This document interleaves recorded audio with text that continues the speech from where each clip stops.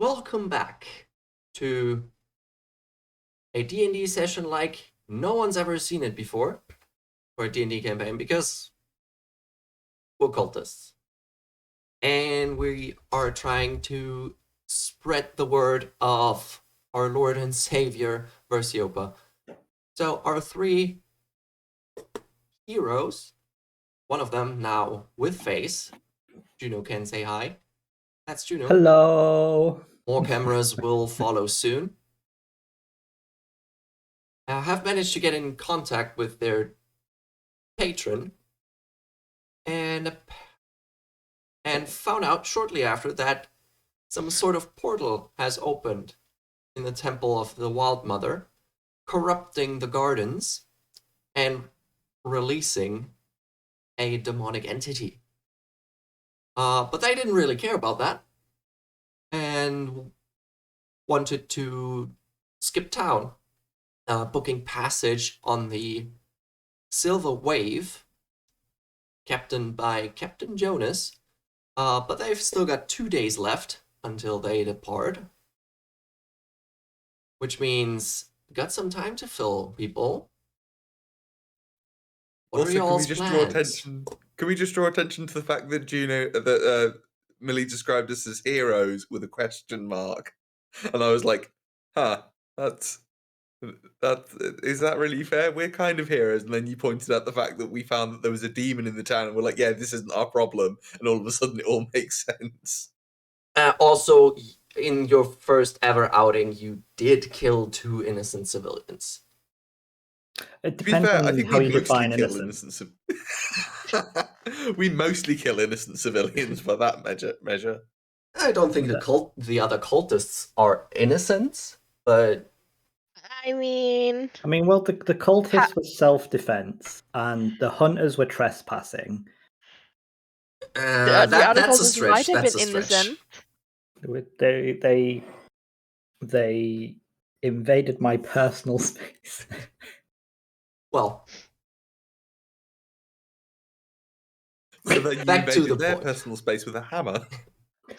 It's not my fault they fell face first. Right. But back to the more pressing matter of, did you need money? Yes, but we have a plan for that, if I recall. we're gonna get not drunk. Yeah. You're going to get not drunk. I would die if I drank that much alcohol. So it's not difficult for you guys to find a tavern with a more rowdy clientele if that's what you're looking for. I believe that Jeff was going to be mostly sitting out this plan of theirs to make a lot of money because I bought 8.8 gold's worth of salt for transport and trading at another port, like any sensible human being. You did. I wrote that down.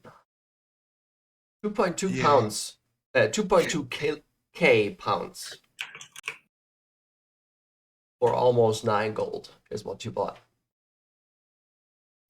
Yeah, that rings a bell. Yeah. Yeah, Jeff is a very salty human being. Totally not to do with the fact he's got normal vision. And no grapes. Not salty about that at all. And no grapes. No grapes. I actually, in the end, I will have you know, I got 2 full grapes. They are in the freezer, and I actually had to get new brewing equipment, which is in this box just out of camera shot. So we can move on from the grapes now. All right. So on your way to buy some salt, Jeff managed to grab some grapes as well to pass the time. Excellent. Right then. Meanwhile, we're trying to con the locals. I think though we need to be a bit clever about this, because if we go somewhere that's too rowdy and too sort of too full of sort of the salt of the earth sort of people, I think what we might find is that rather than people being like, "Oh no, I can take this little lady in a drinking contest," they're going to take one look at us and think, "This is a con." which to be fair, it is, but we don't want them knowing that. I mean, it's not technically a con. I am drinking the alcohol. It's just You know, Well, I'm so here to it. how were you planning on pulling that off? An awful lot of bluffing. What's my bluff? Well, actually, Decent. first probably want to use Marvin's knowledge of where to get really strong, cheap alcohol. Because I don't want to like be drowning myself in alcohol while drowning myself in alcohol. You know? Well, yeah, you want something like much as you can drink it without suffering serious poisoning effects. There is still a limit on just the sheer volume of liquid you Yeah. can consume. So strong stuff is best, and also makes for a faster turnover because the stronger it is, the faster the other guy's going to fall over flat on his back. Yeah, and we probably wanted to all be like in 1 or 2 bottles at the most, so that we can be serving ourselves from the same bottle that we're serving them in. Yeah, All right, definitely. so considering this is more or less your way of getting more money, we'll try and expedite the process a little. So, Mervin, how about a investigation check to determine if you can find some cheap hard liquor? Oh, you would pick my rubbish stat. One moment. Haha, 18. 18. All right. So, let's see. What's the price for wine? I am just picturing like Solon going into a bar and being like, "I want 1 alcohol, please." All right. So, I'd say you can, for about 5 gold pieces, pick up 2 bottles of 2 jugs of some rum-like liquor.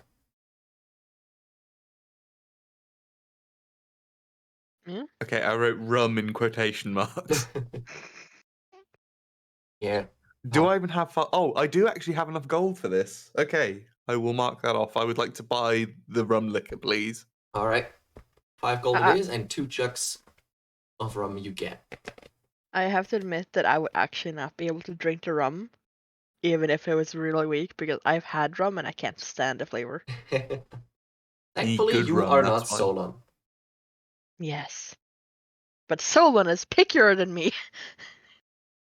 Right, so Well, we've got the booze. Now we need the marks. Yeah. So, sailors.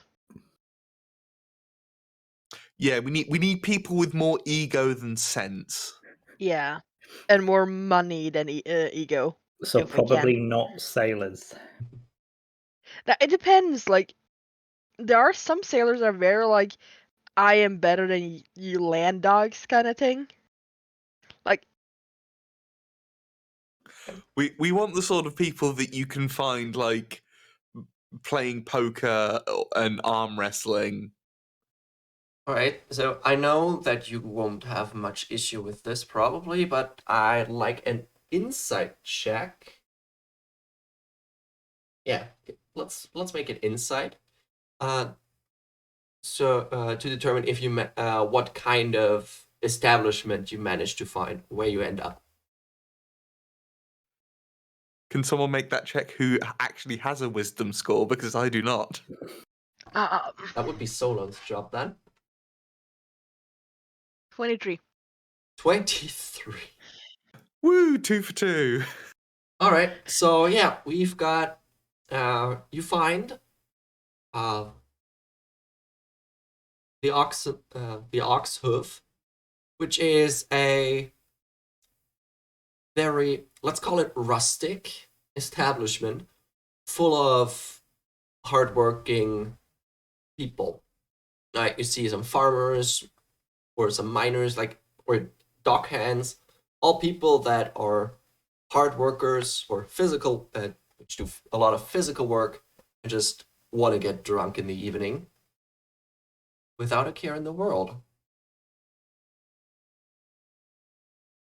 And you set up.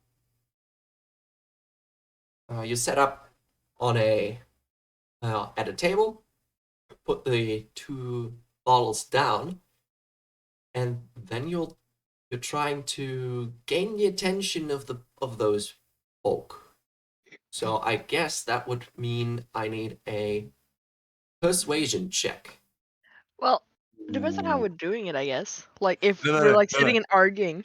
Skiga, do not dissuade Millie from making me roll a persuasion check with my Alright. +7 to persuasion. Good. Okay. Right.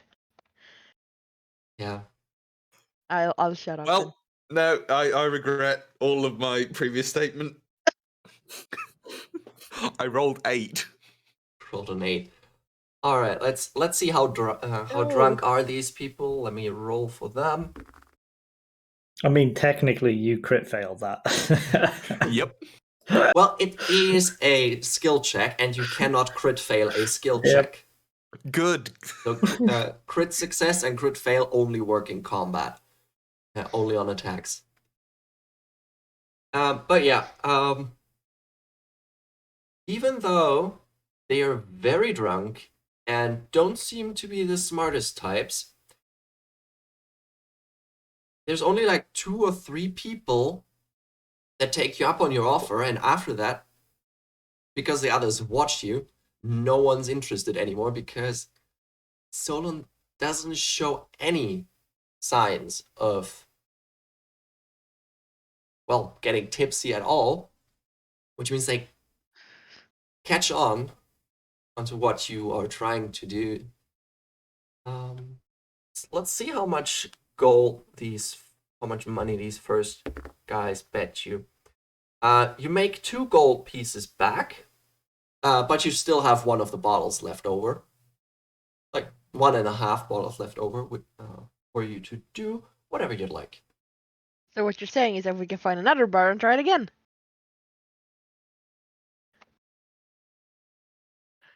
Well, you could, but that would also mean that we have to. We could do this for each and every bar. Yeah. But we also have to take into account that you've been there for a while. It takes time to. It took you some time to find it, to motivate some people to join in, and then to desperately try and get more people to join in. So it's very late in the evening, and people are starting to go back when you Yeah. All right. So we realize probably that want to it do this in wasn't a the door. best idea you've had, or it wasn't We as might want- successful as you'd liked. Yeah, we might want that to do this in a boring way then, and just offer my services as a water fountain. Okay. Well, still, we have some very, very strong rum. Maybe that'll be useful for bribing the crew on our long journey. Maybe I'll like actually be smart and pretend to be drunk and like drink them under the table for a bit of extra cash. Yes, we could also do that. Try the same thing again with the sailors. Sure. Yep. All right. So eventually, you find yourself back in your state, and you also find Jeff there, whereas after he's been about buying salt, being salty, Lots of salt. lots of salt. All the salt. Maximum salt.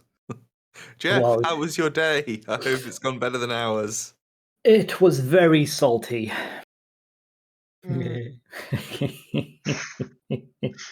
Jeff just starts laughing to himself. At this point, I'm pretty sure you two are not aware of his salt adventures, and Jeff is now just like, he's very salty because of the salt, because I bought barrels of salt. Well, the point is you're happy, I suppose. I think. Yeah, well, you Yeah. see, because of the way the trade works, you see, I've managed to buy about 9 golds worth of salt, couple of barrels worth. They're going to go on the boat. Now, I know salt here is really cheap, and where we're going, it's quite expensive. So I'm going to turn this 9 gold into more than 9 gold. How much more than 9 gold depends on how much this smile can get me at the tradesman. And he does a big cheesy grin and maybe does a little muscle flex at the same time. My Alright, character so- is slightly dumbfounded that we've like put together what we thought was a genius scheme, and Jeff has just gone out and actually done something vastly better. And this is Jeff we're talking about, who we love dearly, but who is not the brightest spark some of the time. Nerds. And then other times just burns as bright as a star, apparently. Nerds. Solon has 10 intelligence. Solon, are we the dumb ones? Yeah. Is this the Dunning-Kruger effect? I mean, just for reference, Jeff has 11. I mean, that is standard humanoid intelligence. Yep, he's pretty I'm average. the smartest one at 12. It's not this. It's not the raw numbers that count. It's how you use it. It's fine. It's like I'm not gonna he's make a got- joke about that. Right. Before you go to bed, is there anything else you would like to do? Weren't we going to also heist something as well just before we Yeah. leave? That's what you two were planning on, looking for somewhere to heist, which is why I was a bit confused as to you deciding to go and get drunk. Well, we don't want it to be noticed that we're sizing up a place to rob so soon anyway. So we'll do it during the day. Coming up, find somewhere quickly, take the place, and then we'll be away on the ship before anyone realizes anything. Yeah, we might also like actually want to talk to the captain about the fact that I can create an insane amount of water. Well, I feel Okay. like that's something we can discuss with him when we get there as well, because we're going on that boat one way or the other. Yeah. Question was, did you have enough money to do so? But We didn't. He said that we could work. I'm going for free. I don't need the money.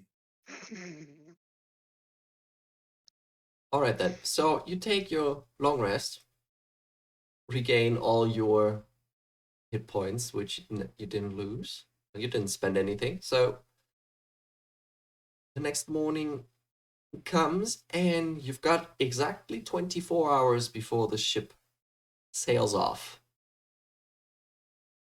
Wait, so the ship's actually sailing off like at dawn of the following day? Yeah. Ah, okay. That complicates the heist somewhat. Captain did mention that. I may have missed that detail. Jeff might not have told you. Well, I got distracted. I was the one that had the initial conversation with the captain. You're right. I have no excuse. This is entirely my own fault. I just went back after you told us about the ship and negotiated my healing and carrying skills for passage, and actually even negotiated some additional storage for free. I feel like that we can actually turn this to our advantage, though. Think about this, right? So,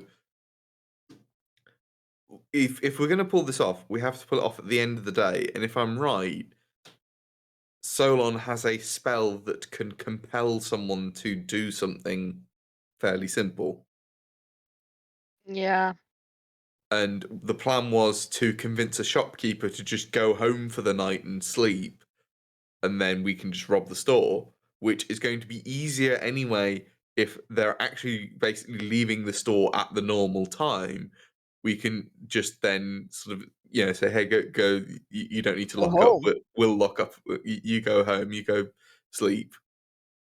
And then we rob the place, but we're going to be robbing it at like sort of peak time because it's going to have been full of the profits from all of that day. I can think of so many flaws to this plan. I can't think of a single one. I can think of a few. I'm sensing a general lack of being on board with this plan all of a sudden. No, I'm still gonna do it. I'm looking forward to you two do it. I mean, Jeff needs to come with us in case there's like a lot of gold. Like we might just want to like take some items while we're at it. Wait, don't rope me into this. But we need your big, strong arms to carry things. Yeah. Yeah, but Jeff is like infamous. This is not a good idea. Oh, actually, that's a good point. We don't want someone too recognizable. Like Solo and Mervyn are fairly unknown in this city, but you're like the Jeff. And we like can get him after we charm the guy. True. Yes. Well, just be nearby, Jeff, in case we need you. Okay, that Jeff will agree to. That I can definitely agree to. There is a very nice cafe just over the road from wherever this place happens to be. If there isn't, I will find the nearest cafe. Well, at least we're not. Me and Jeff aren't going together, so Marvin can relax. That's true. Yeah, but that doesn't take into account the fact that we're leaving Jeff unattended. Although, to be fair, the last time we left Jeff unattended, Jeff went and bought a very profitable sounding quantity of salt. So, maybe this will actually turn out to be equally as profitable, if not on our end. In my defense, the last time you left me unattended before that, I managed to successfully get ourselves a unicorn feather from a statue made of stone.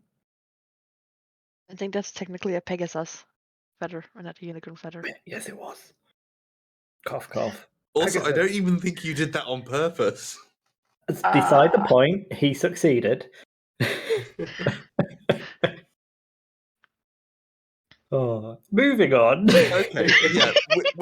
Let's start casing the town for the most opportune places to rob, because we only have this one spell. We need somewhere that is going to very obviously close towards the end of the day, and perhaps somewhere that doesn't even open very early, so that we can be sure to be away before they get there and realize they've been robbed.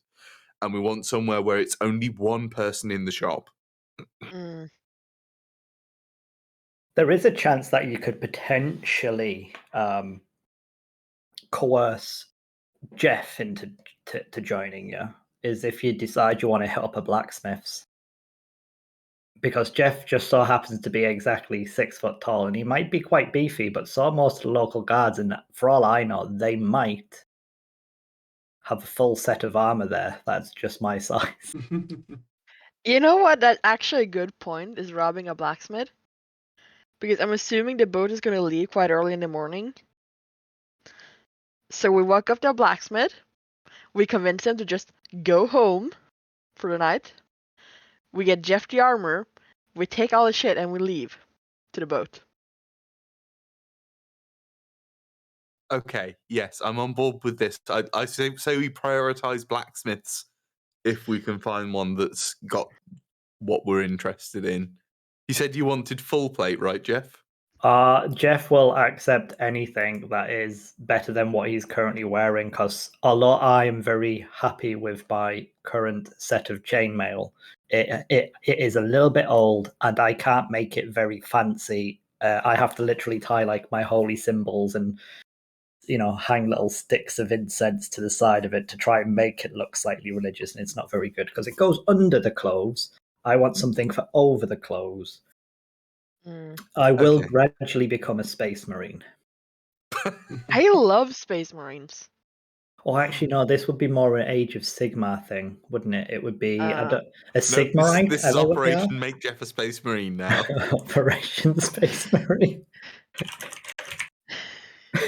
Okay, so we need to figure out where we're going to be robbing. How do we go about that?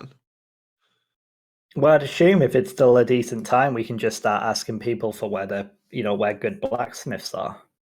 That should be quite easy to find out.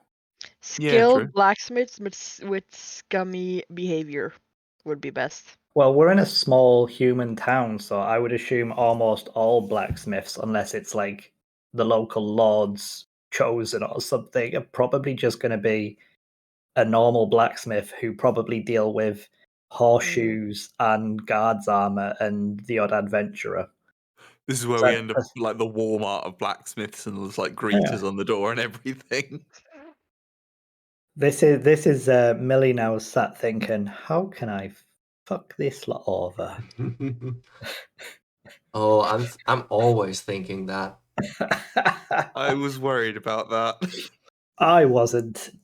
Hey, Millie, no, you gotta help us. This is our first time acting like proper bad guys intentionally.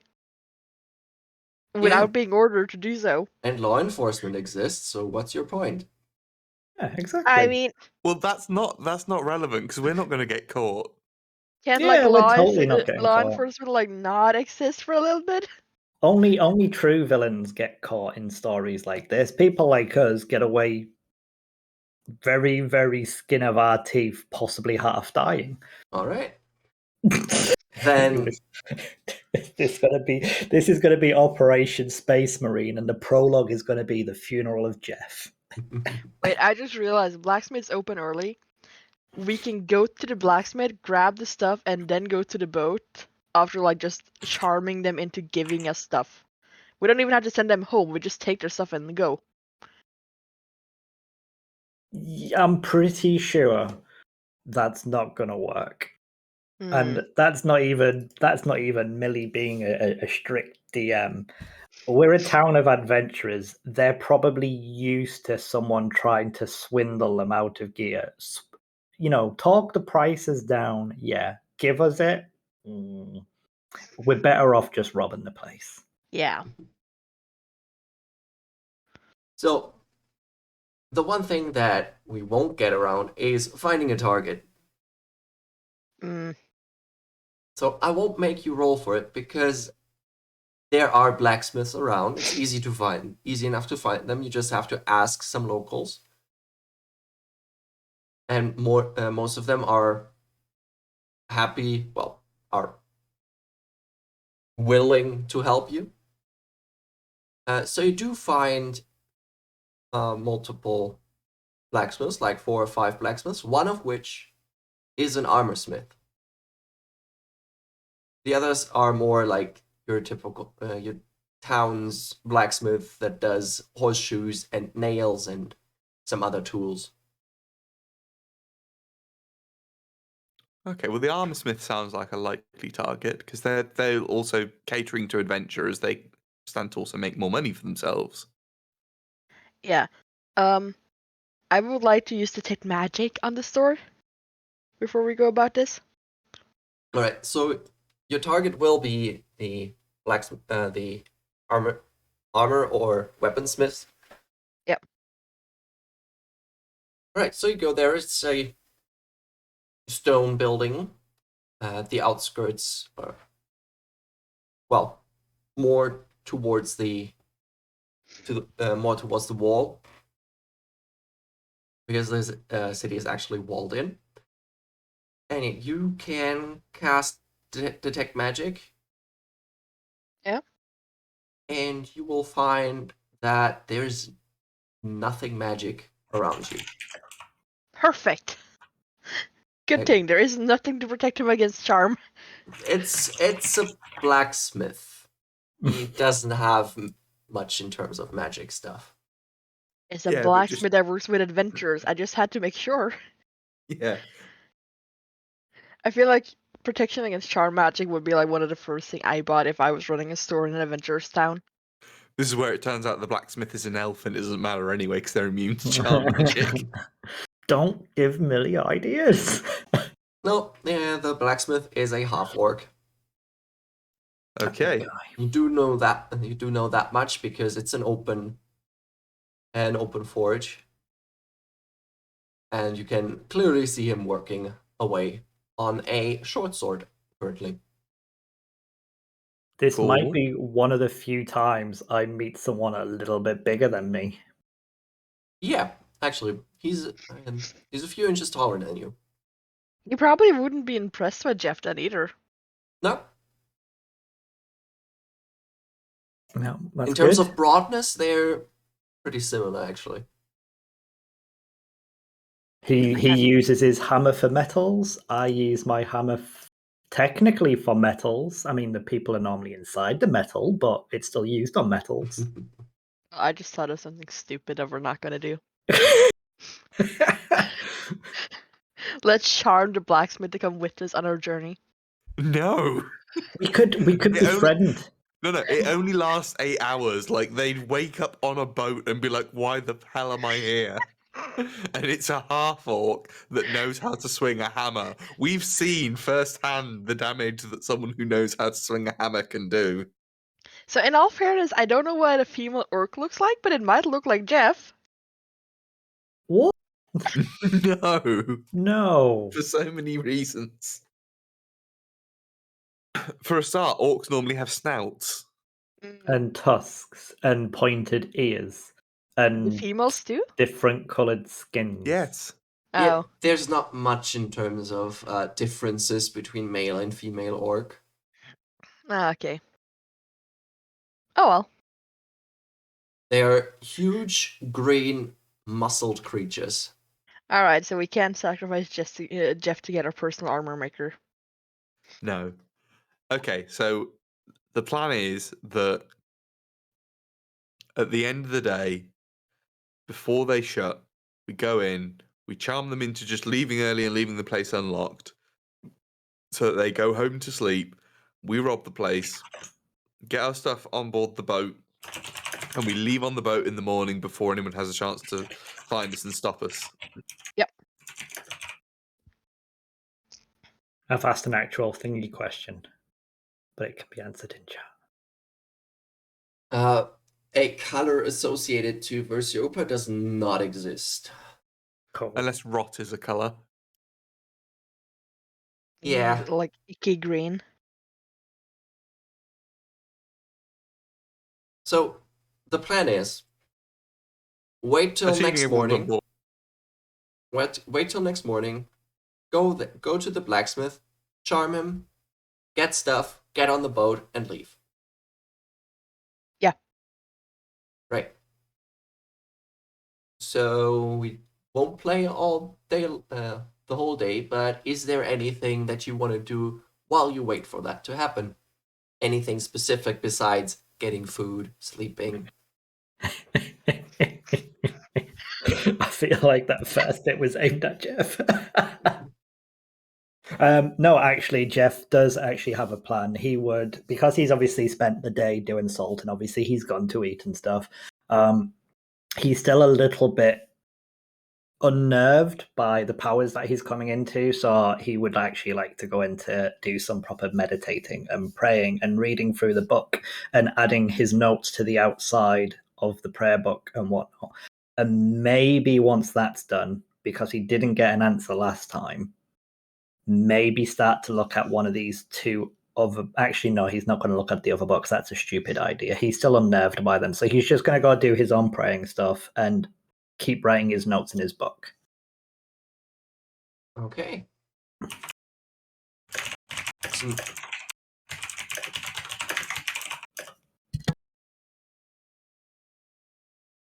right. The other two? I can't think of anything that isn't stupid, so no. I just can't think of anything. But I remember a certain box where Jeff wanted to open, but I don't think he has it at the moment. You No, actually I think, forgot about the box, did you? I want to Skigaman try has it opening the still. box. I have a box. All right. wasn't it an intelligence check to open the box? Right. Shut up. So at some point during the day, while you're all together in the comfort of the room that you've rented, Solon pulls out that wooden puzzle box again and fumbles around with it. Please make a intelligence check.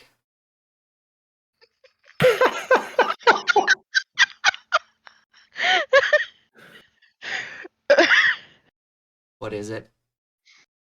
I didn't critically fumble it, Yeah, but I rolled a 2.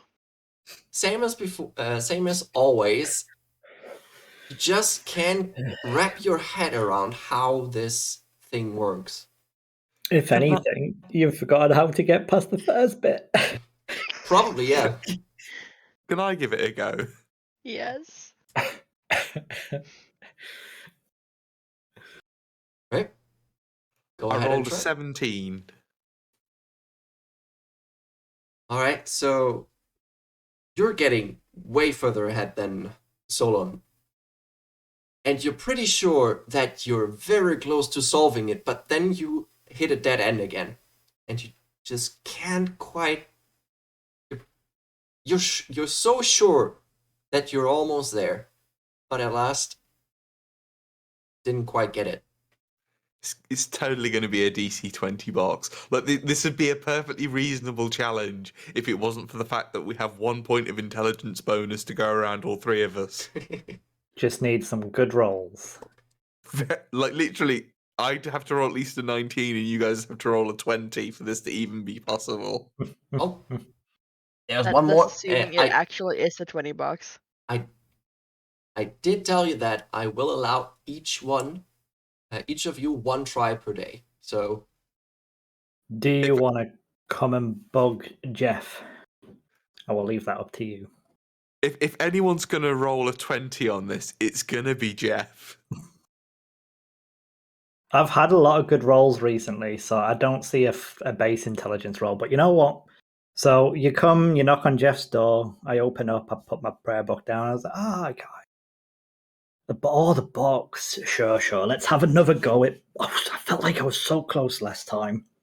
All right, let's see. So he gets back to where he is, and he rolls. Oh, it's a 19. If only it was a +1. well, on a 19, you all look over Jeff's shoulder, and Mervin, you do remember a certain pattern that he just at one point slides one panel in the opposite direction than you did, and you all hear a soft clicking sound. And the box opens a little bit, and all of you feel a pulling sensation in your stomach. The world around you goes white, and for a split second you feel like you're falling, but then the white fades, the world has color again, and you find yourself in a circular room. Oh God. You find yourself in a circular stone chamber. In the center of the ceiling, a blue glowing gemstone, and right below it, a pedestal and a sphere floating above it.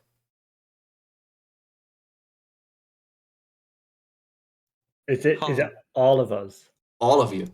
Do I still have the box in my hand? Nope.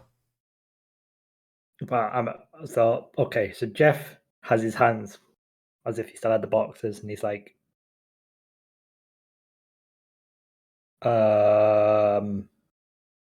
Yeah, I mean, I was like expecting it to have like a magic ring or something in. This is What? unusual. All right. I'd like to, I've got a lot going on in life right now, and there are things and there's powers, and I can do stuff. I was hoping there might be jerky. I was not expecting he just gestures out to the room. Is what there is a door that? anywhere in here?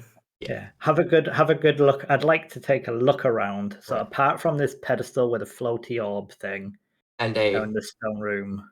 blue gem above it, and on there are 4 doors around you. Oh, we lead to can make decisions. That's bad. I say that we do eeny, meeny, miny, mo. we could do a dex roll each and play rock paper scissors. Highest roll wins. Well, Well, why are we obviously I do assuming- have a map, so Why are we assuming that we consider can only the open one four door? doors. Consider the 4 doors are north, south, east, and west. So I like South because it starts with an S. And my name starts with an S. I'm not gonna lie, I like the big shiny thing, and I'm very intrigued by the floating stuff. I'd like to go take a good look at whatever this is. All right. So I'm going to try and back myself as close to one of the walls and flatten myself against it as I can, best I can, because I am paranoid about bad stuff going down now. This is not supposed to happen this way. okay, so Jeff goes to inspect the pedestal, and there is a recession in the pedestal, a half circle, and the sphere is floating right above it. It seems to be a metallic sphere with 3 bands running around it, and on the 6 intersections of the 3 bands, there are gemstones embedded in it. One of them, right now, if you just look at it from where you are, on the top there's a purple one, then on the front a blue, right is red, on the back is black, left is orange, and on the bottom is a green gem. But you can move the sphere around. You cannot move it. You cannot pull it away, but you can turn it. You can rotate it, and you can push it downwards. It's like a Rubik's cube. The Do I- parts of nothing on the sphere slides.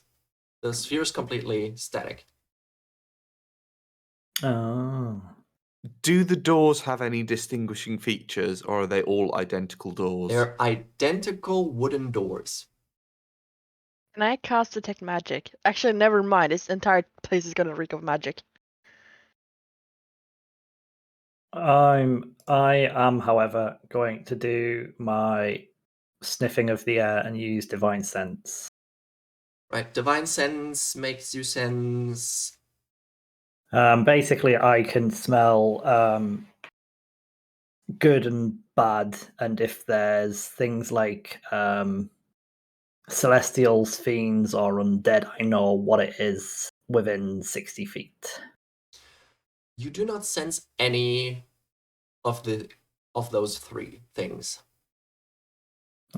Also, you do not sense any hallowed or whatever the opposite was, ground. Unhallowed. Desecrated. Desecrated, yes, that's the word. Consecrated and desecrated. That's Yeah. the one. Consecrated and Okay. desecrated ground is also nowhere around. Mm. And looking around, do I see? Because I'm obviously looking at this this circle with the gems. What did you say moved? I'm sure you said something moved. It moved up and down. The sphere in its entirety can be rotated and pushed down towards the recession in the pedestal. Okay.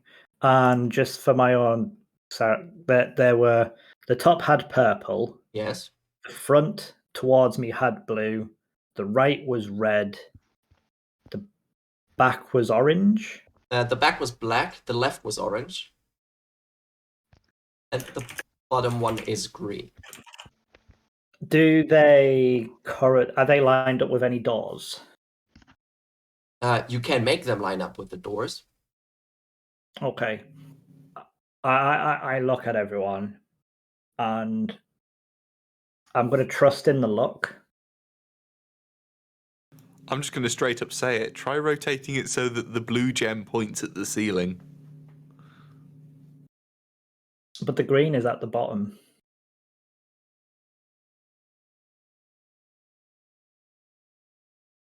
Yeah. Well, just spin it.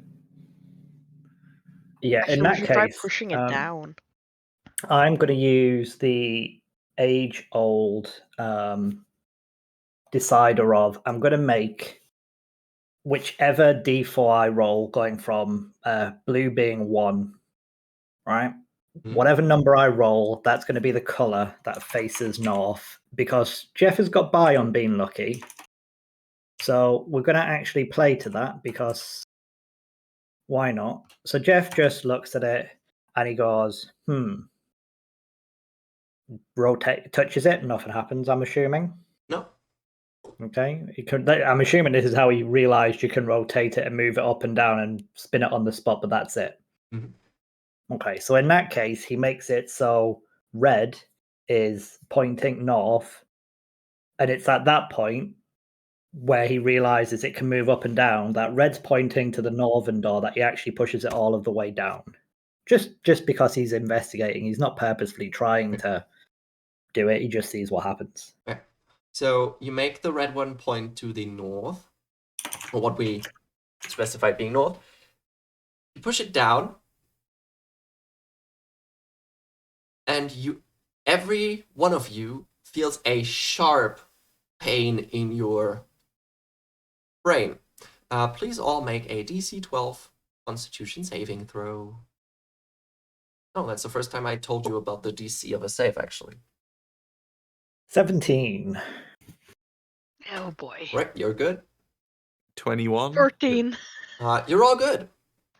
Just like, the son of a. Okay, don't push the thing into the hole. Yeah, please, no more of that. Ow. Ow. Okay, well, at least now we know it. And I explain what we've just gone through. I can move it up and down. I can rotate it on the spot. And it can go into the hole. And if it touches the hole, and I'm assuming it has to match something. Ow. I have a question, because obviously I'd retreated to my room. I'm assuming I just got teleported in my normal clothes without any of my stuff. Because I literally said I put it down. Everything that was on your person has come with you. Cool, so I'm wearing normal clothes and that is it. All right. Let's say once you felt the pulling sensation, you instinctively reached out to grab your hammer. You can have your weapon with you. All right. So habits are formed. I put everything down, but my hammer was just close enough to go, what the? Grabs the hammer, gets teleported. Yeah. Okay, so I have my hammer. If I had a hammer... I'm very concerned by the fact that Millie was generous enough that they felt it was necessary for Jeff to have a weapon. I was paranoid before. I'm at that stage where I'm starting to be one of those players who is secretly suspicious that every single inanimate object is actually a mimic. Wait, mimics is a thing? They are absolutely a thing. This is the game that invented the mimic. Oh dear. Yeah, it is. D&D had mimics since the 70s. Yeah, so I've got my holy symbol, my hammer, my common clothes, and the ring. Amazing. This is probably the lightest he's ever been. In a while. I guess that makes me frontline. Should we? I've still Actually, got an AC I think of 11. Solon is a better frontliner.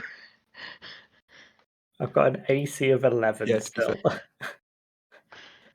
Because Solon is the type to just wear her armor everywhere.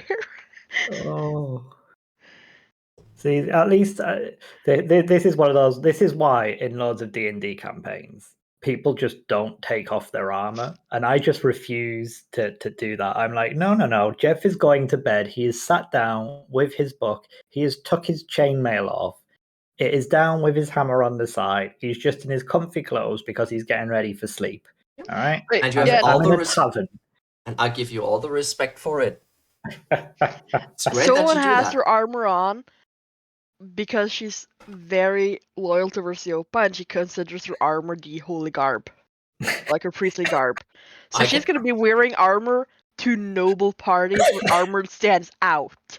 No, actually, there are deities, like for example, there are deities of war that definitely could consider armor to be holy garbs. So yeah. Yeah, my armor itself will most certainly be my formal attire for any religious events going forward. But I'm going to bed. I'm still not going to sleep in chainmail. I'm not that paranoid yet. But I you're might start to change my mind and sleep with my shield a little bit closer and my armor on. But you still all ended up in a round room with 4 doors. Shall we?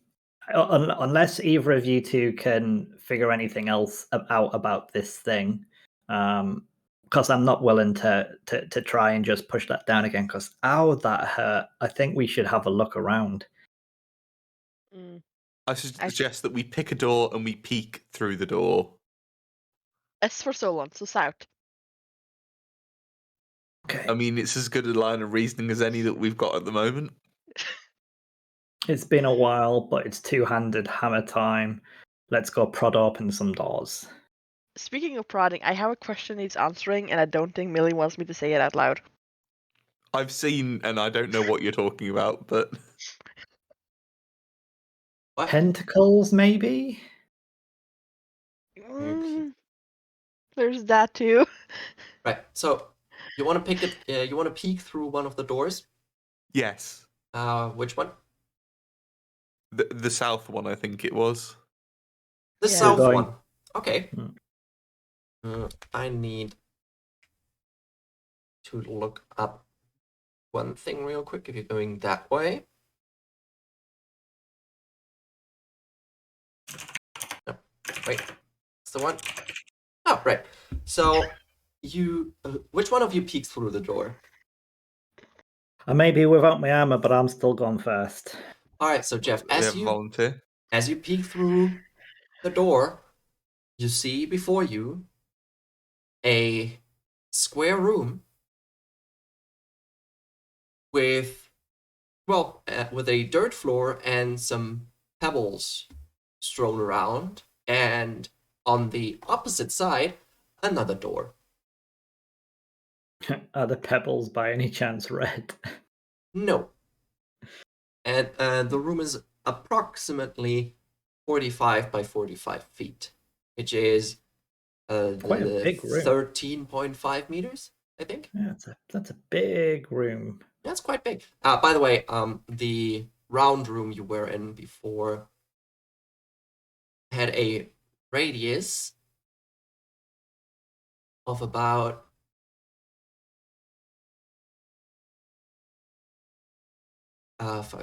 25 feet, so 50 feet in diameter was the round one. Okay. I'm gonna walk in. And I guess I'm gonna slowly make my way through to the other room. Are you two coming with me? Yeah, I'm following closely behind. Right. Yeah. Right. So, single file, you walk into the room. And Jeff, as you reach about the halfway point,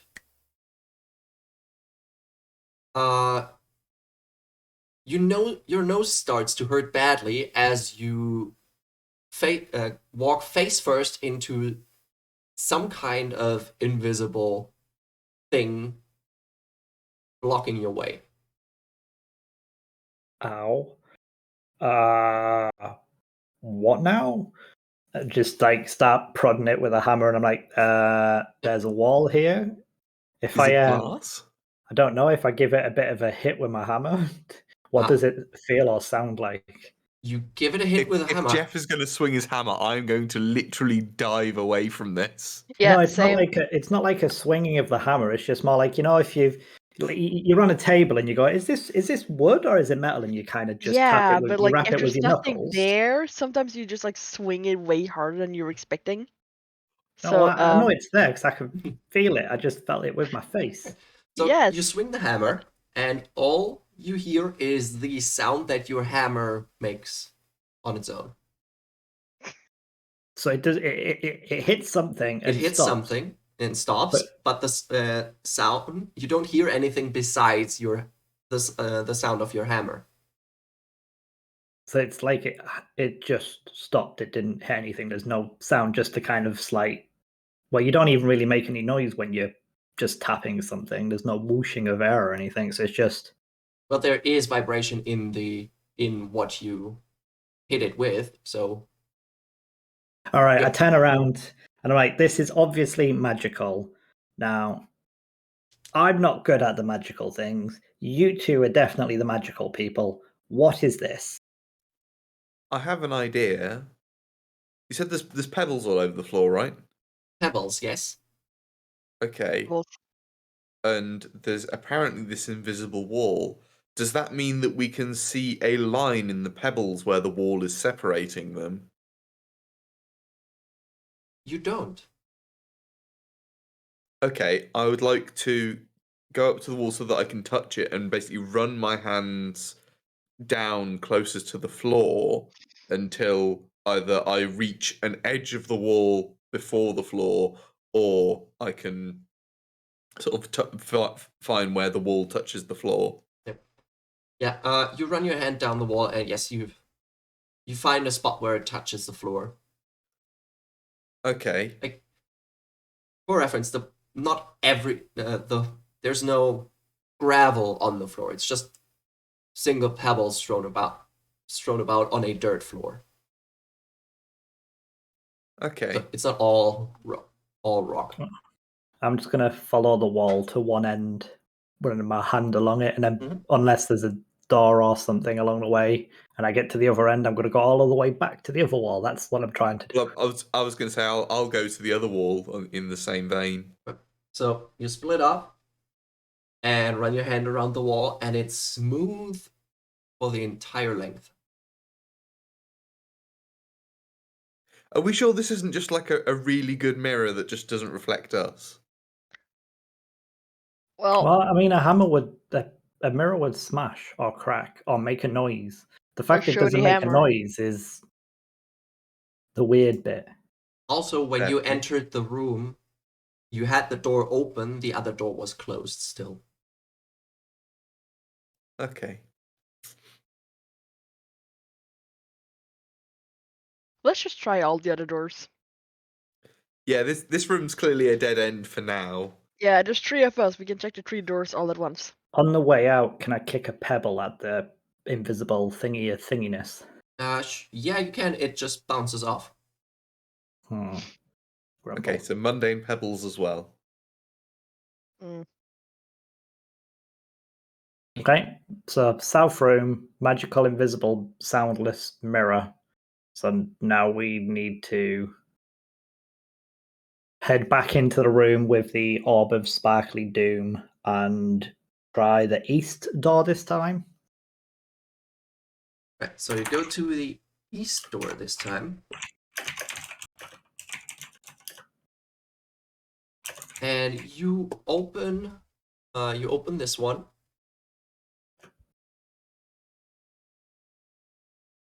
And an empty room once more.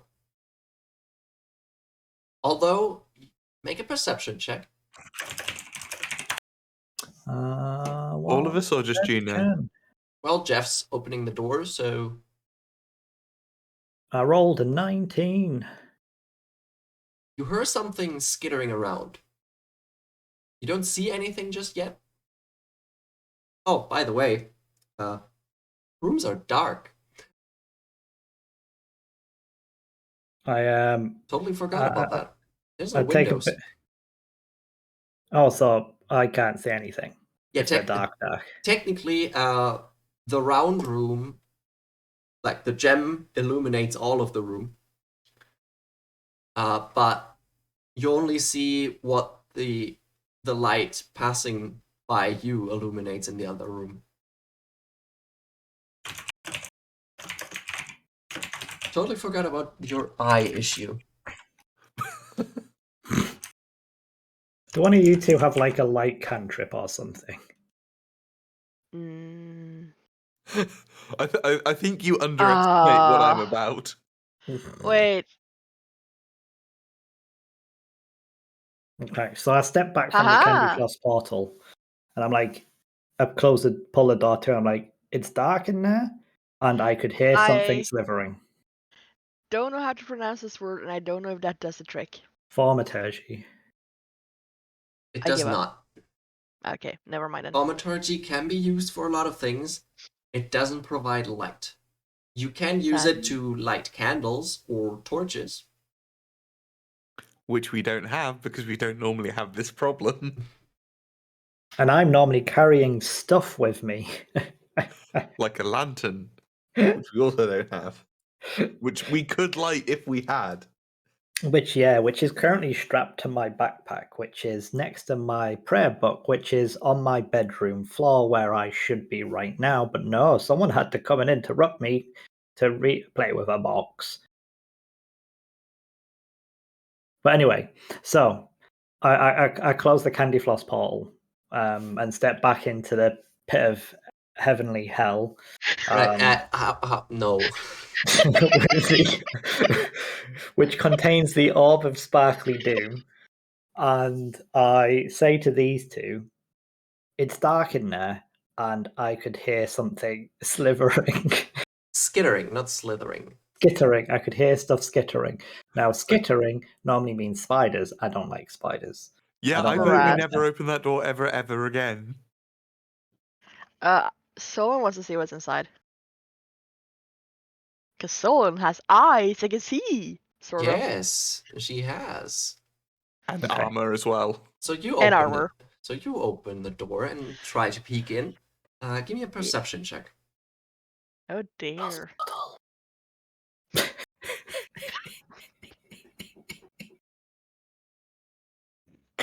21.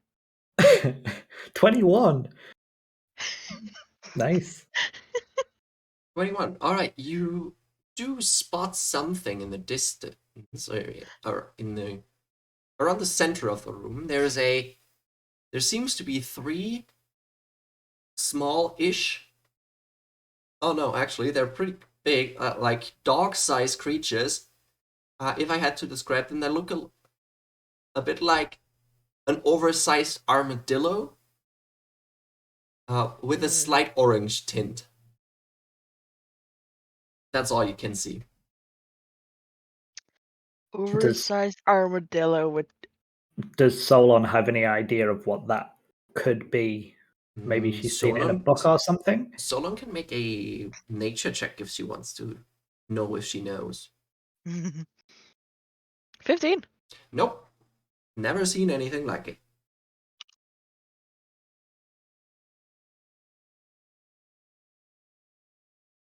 Would Mervyn know that these things are in there? Well, I would tell Jeff and I Mervyn. would like to summon my weapon then, because that is a thing that I can do, and I want to be very, very heavily armed to deal with whatever this is. I don't like this at all. I'm having fun. Mervyn is very unsettled. Like, if this was a boat, I would be fine. We could have been teleported to a boat, and I would have been 100% on board, regardless of the circumstances. This You is would have not been on that. board, exactly. Yes, Now, exactly. I paid good money for this. I think I paid like 20 silver for this box. We're fine. We're getting our money's worth out of this experience. Okay. It was 5 silver, by the way. Okay, never mind. I paid 5 silver for this. It's very Yes, cheap. and you get what you pay for, and what we paid for might be a gruesome death.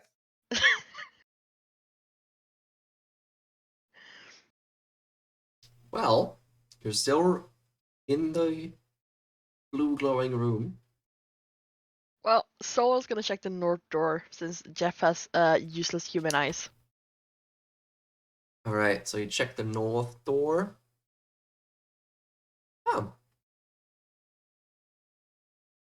I don't like that. you open that door, and you do not see anything right now. Besides another empty room. Same size as the other 2. Okay. Damn it. How far does your guys' dark vision go? Is it 30 or 60? 60. 60, so you can see the end. Yeah.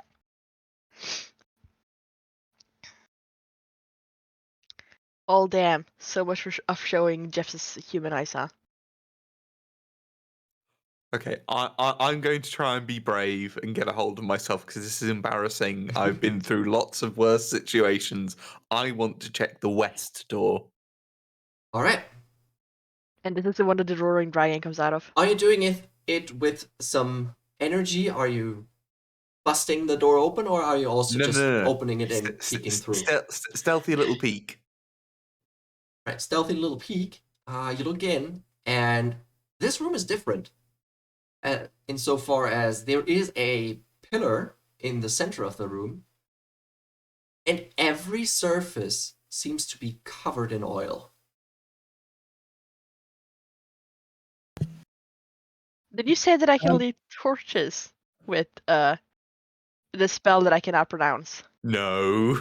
Oh, wait, Jeff's suddenly gone, oh, wait, orange tinted things. There was an orange gemstone on that thing.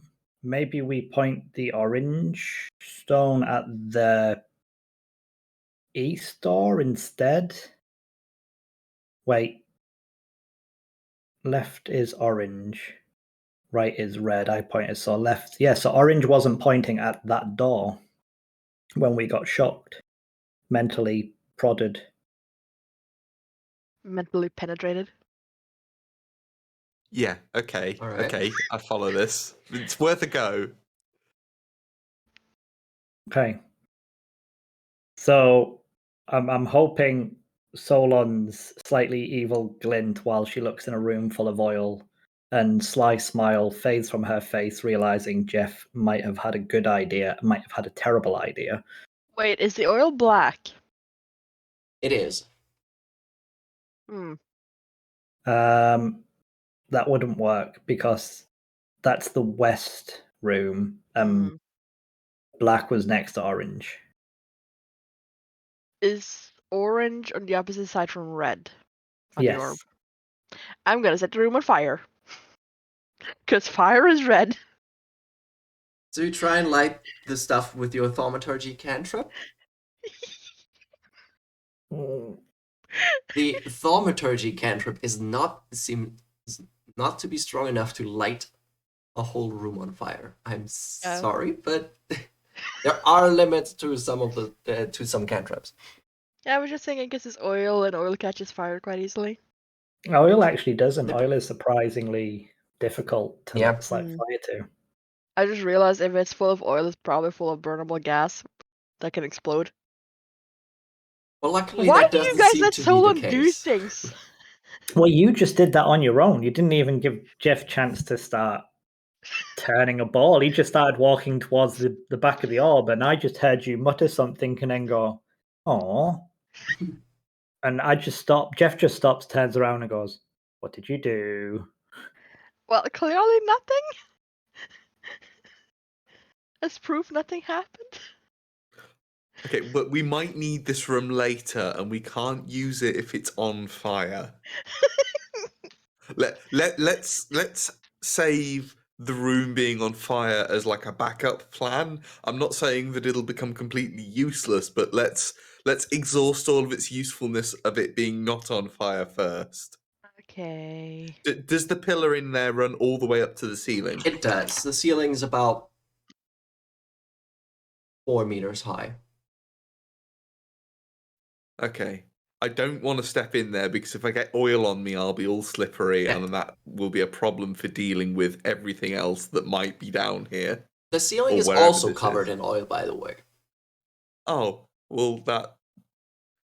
Okay, I suppose everything's covered in oil, so yeah. Every single surface. Even the door. Like the other side of the door. Okay. So, but Jeff wanted to play around with the sphere again. Yep. I'd stopped halfway because Solon was doing stuff. So I'm like, do we want to try point the orange thing at the orange door, or I suppose the black thing at the black door, but I don't know. Either that or we try and draw out what's the skittering things in that room into this room where I can see. It's not a bad shout, actually. Like, if they're hostile at all and we have to fight them, we probably want to fight them on our own terms.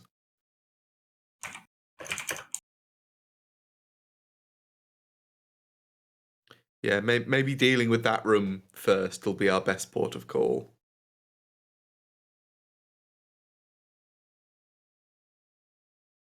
Okay. All right. In that case, you two, Jeff goes back to near the door and kind of stands a few feet back from the door and goes, well, if you two want to do the whole pointy zap them with magic stuff, and if they come running out, then I can hit them with the hammer. Well, be fair, we don't even know if these things are hostile yet. We just know that they want to seem to stay in that room and that they didn't attack us when we opened the door. Okay. I would go in and try and pet them, I guess, but the fact that I wouldn't be able to see means I wouldn't know if they were going to bite my hand off. So if you want to try that, you're more than welcome to. I mean, there's only 3 of them. How bad could they be? And Jeff does the after you.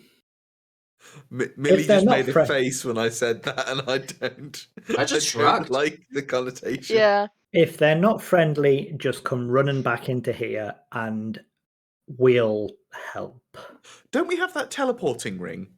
Do I we have am anything we wearing can it. make a torch out of with the oil in the other room? Like, can I light a torch out of the oil instead of the entire room with the oil? I'm concerned about your obsession with setting things on fire at this point. The We question need is, light for Jeff. do you have a torch? No, we didn't take torches. Jeff can't see in these rooms because of stupid useless human eyes. I We- give Mervin and Solon the armor wearing part, but I'm not giving you the I'm carrying my backpack with all my Yeah, no, supplies. Everywhere that's why I I'm go. not pointing out the fact that we could have torches and such. So, why I'm trying to see if do we have something we could make torches out of. No, I think it's just the clothes on our back at this point. I Okay, mean, we can wrap some cloth around Jeff's like hammer and make that into a torch. Well, let's Flaming hammer. That is a recipe for disaster. But what about? Oh no, because you can't ignite them. Never mind. Ignore like me. even if we had the rags that we would need to wrap around the hammer, we don't have a source of fire. Because you don't have any spells that can set things on fire. I just checked, and I don't have any things that can set things on fire. And I doubt very much that Jeff has any spells that can set things on fire. So we don't have any fire. 3 spellcasters and no fire between you. Wow. Look, I have heard horror stories about that's a wizards D&D using first. fireball willy-nilly. And thaumaturgy doesn't allow you to set things on fire. It just causes flames to flicker. Yeah, no, I didn't mean to Candles work. put that out again. I was trying to close it down. So I didn't have the Okay. keep open. Okay. I'm going to sort of go into the room with the skittering things and see if I can get a better look at them, but be very on guard in case they charge at me. Okay, so they, as you enter the room, all 3 of them turn around and look at you, and no, they're far away, and it's they're a bit away, so you can't make out any more details, other than they start to run at you, and they're pretty fast. Please roll for initiative. Oh God. Oh dear. Haha! I have 17. A 13 for Jeff. And a 9 for me.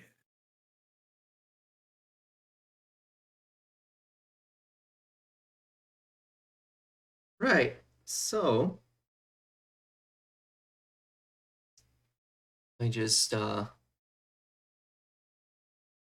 take note. So, right. So Solon, you were going first.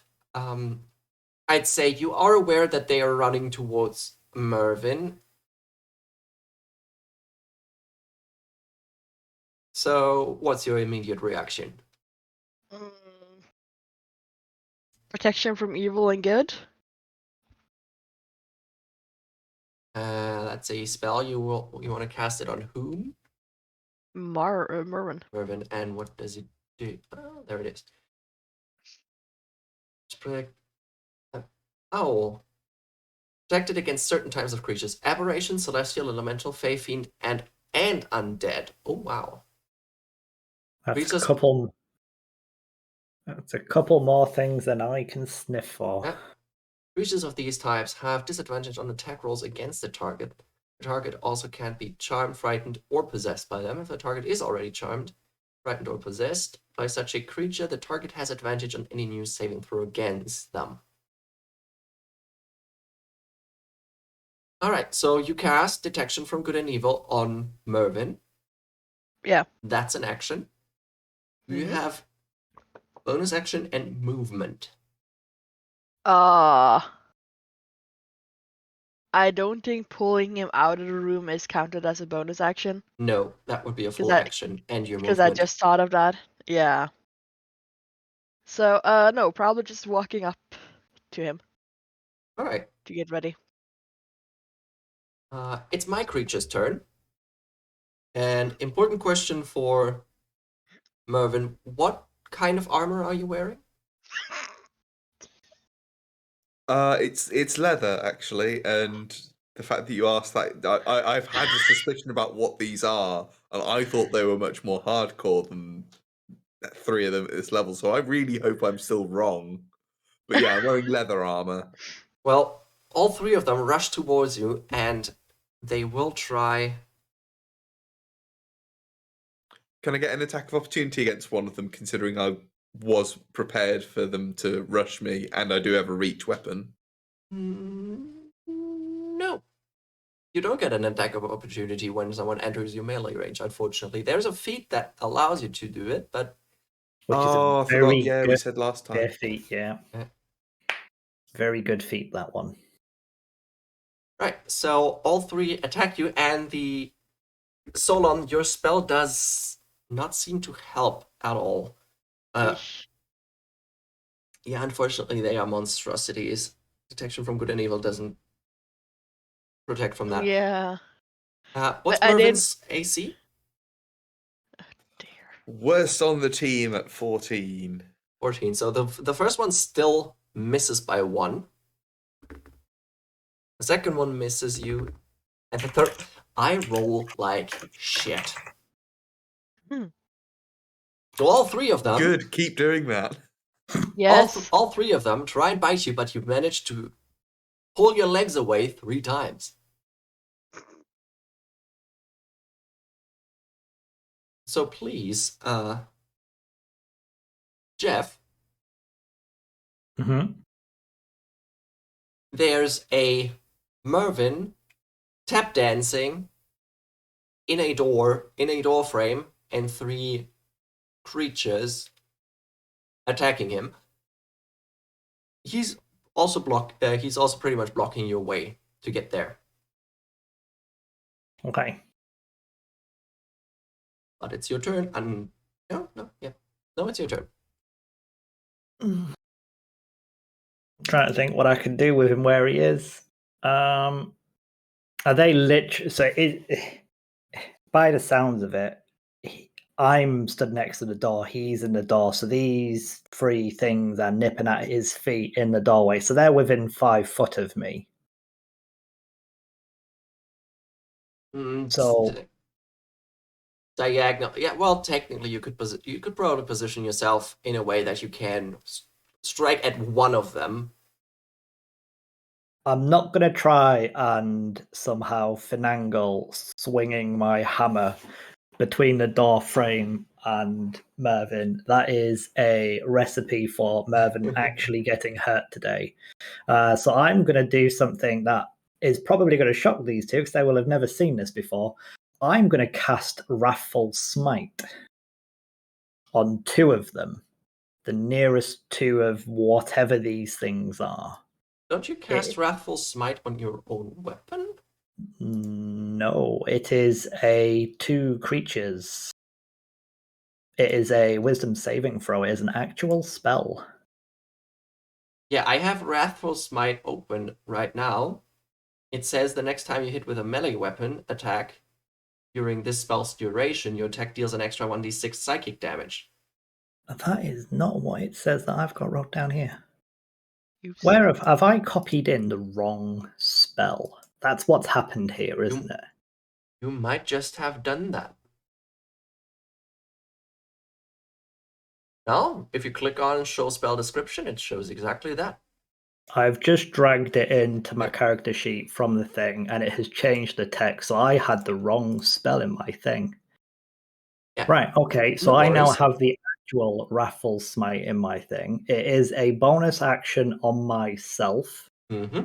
So I have done that, and in the meantime, then I am going to try and use my actual action to pull Mervyn out of the doorway, assuming he will let me help, and try and just not block the doorway because I'm not crazy, but get Mervyn out of there so I am now the threat, even though I'm probably the least armored. I can't help it, it's just who Jeff is.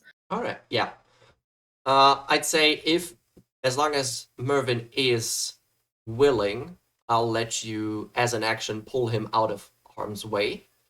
Because it is forced movement, the creatures do not get attacks of opportunity. And I'm 100% on board with this because my plan was to back off and draw them into the central room where we can fight them in proper light conditions. Right.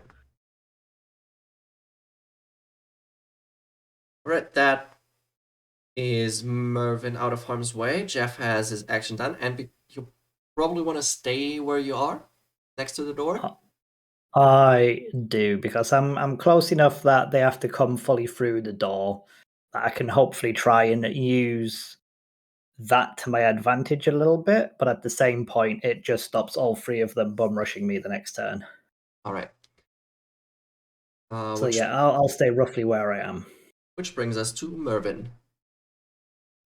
Okay, how far away from these creatures am I now, considering Jeff just pulled me? Am I still within the range of my reach weapon? You're within 10 feet.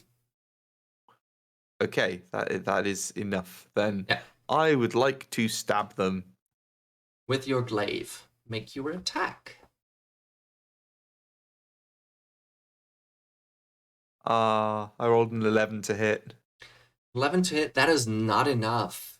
You barely miss the creature, and it hisses at you as the blade of your glaive swipes past it. You do have movement left. I'm going to take another step back, five more feet. Okay. Back to the top of the round, Solon. I was just looking at my spell list. I am going to, I guess, smack one of them with my warhammer, and if it hits, I want to channel a divinity. Okay. Any general divinity on your hit? Well, I guess you can, if you just read it. Right, make an attack roll. Right, I know how to do that. 7? Unfortunately, that is also a miss. Your warhammer misses the creature and just impacts into the ground. So no channel divinity. Good to know. It seems like it. It's pretty cool though that you can make the decision on hit though. That's really useful. Yeah, When a cleric hits a creature with a melee attack. Yeah, there's a few effects that do that. Paladin's standard smite is also works like that. Yeah.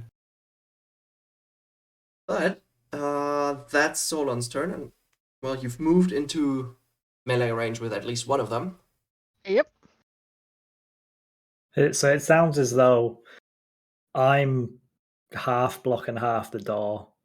Solon's now blocking half the door, and Mervyn is stabbing through the gap between us into them. So we've got them, unless they knock us back. I think it sounds like we've got them Mhm. bottlenecked at the doorway at least. Hey, look, we're working like a team, and we Yeah. didn't even plan it. You are. Props for that. But that makes the creatures still attack you. Oh yeah, definitely, it's gonna hurt as well. So the next attack, Jeff, you said you had an AC of 11 right now, right? Correct. So yeah, you get bitten by one of them now. That is a 8. Oh, yeah, I'm still rolling like shit. It's only 2 points of damage, points of piercing damage, as one of those creatures bites in your leg. 'Tis No. but a scratch. A quick pull back of my foot, and it is not even that. Does anyone have the gif from like Monty Python where he's lost his arm saying that? This but a scratch. The next two, though, attack Solon as she just smacked down with a hammer. First one rolls an 18. I think that hits. Yep, Second one rolls a 16. I have 16 So- AC.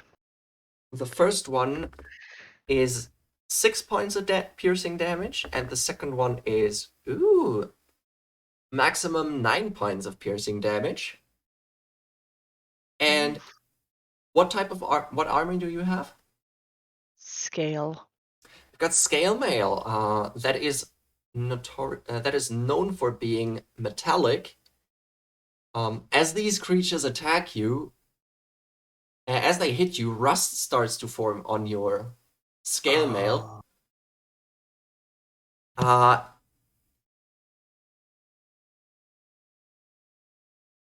Hmm.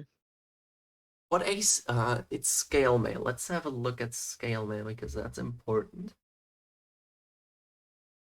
Right. So you do have a permanent -2 on your AC for the moment. Ew. Yeah. As the rust makes the scales fall off and it just loses its protective value. At this point, Jeff is shouting, "What the hell are these things?" as he pulls his foot back and watches Solon get a chunk as rust starts to form. Out of character, are these? Is this the normal version of these things, or have you had to modify these in some way, Millie? No, these are the normal ones. Oh wow! Like the old ones that I used to use are like challenge rating 8. I never got to use one because they were so strong. These are Okay. a half. Jeff, it's your turn. Well, Jeff is going to do what Jeff hopefully does best. With Raffle Smite on, I will choose Divine Smite if it hits. So I roll a 9.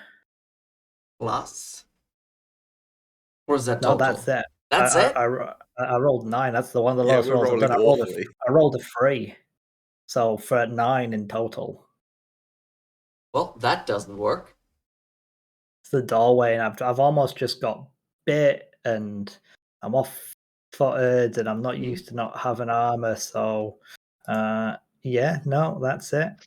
Yeah, thankfully, the Wrathful Might holds until you hit, but you did get attacked, so I'd like, we actually forgot about that. I'd like you to make a concentration check, which is just a constitution save. A 14. Yeah, that's enough. So I don't know what is R, but can they understand us in any No, language we probably speak? not. You don't know. But if Jeff's turn's done, Mervyn can try, or you once we get back to you. I was wondering if I could use suggestion on it, basically. Yeah, I don't want to do anything else at the moment. All right, Mervyn. Jeff and Solon seem to be blocking the doorway. The creatures might not be able to get to you. Okay, can I still reach them with my glaive, or have they moved into place now? And I I'd can't say get you my can. glaive past? If you move up a bit, you can reach them. If you stand behind Solon and Jeff. Okay then. I'm gonna focus my efforts on whichever of these creatures that I'm not going to name is the central one, because I'm assuming there's going to be one that's in between the other two. Yeah. So I would like, I think, let me just double check. I would like to use my Hexblade's Curse on them. I think it's a bonus action. It's Let a me just bonus. double check. Hexblade's Curse is a bonus action, yes. Oh, I forget you're really familiar with this one. Yeah, Okay, I am. I'm really glad that you convinced me to pick this because it's working out well, and you know all the stuff that I Hexblades are don't know. awesome. Yes. Okay, so now that it's cursed, I would like to attempt to hit it with my glaive again. You do that. I rolled an 18 to hit. Yeah, that's enough. That hits. Okay, and the damage that I rolled, because it's rolling damage at the same time for me at the moment, was a 12. And let me just double check how much extra damage I get from the curse. I don't know. I don't know that one off the top of my head, unfortunately.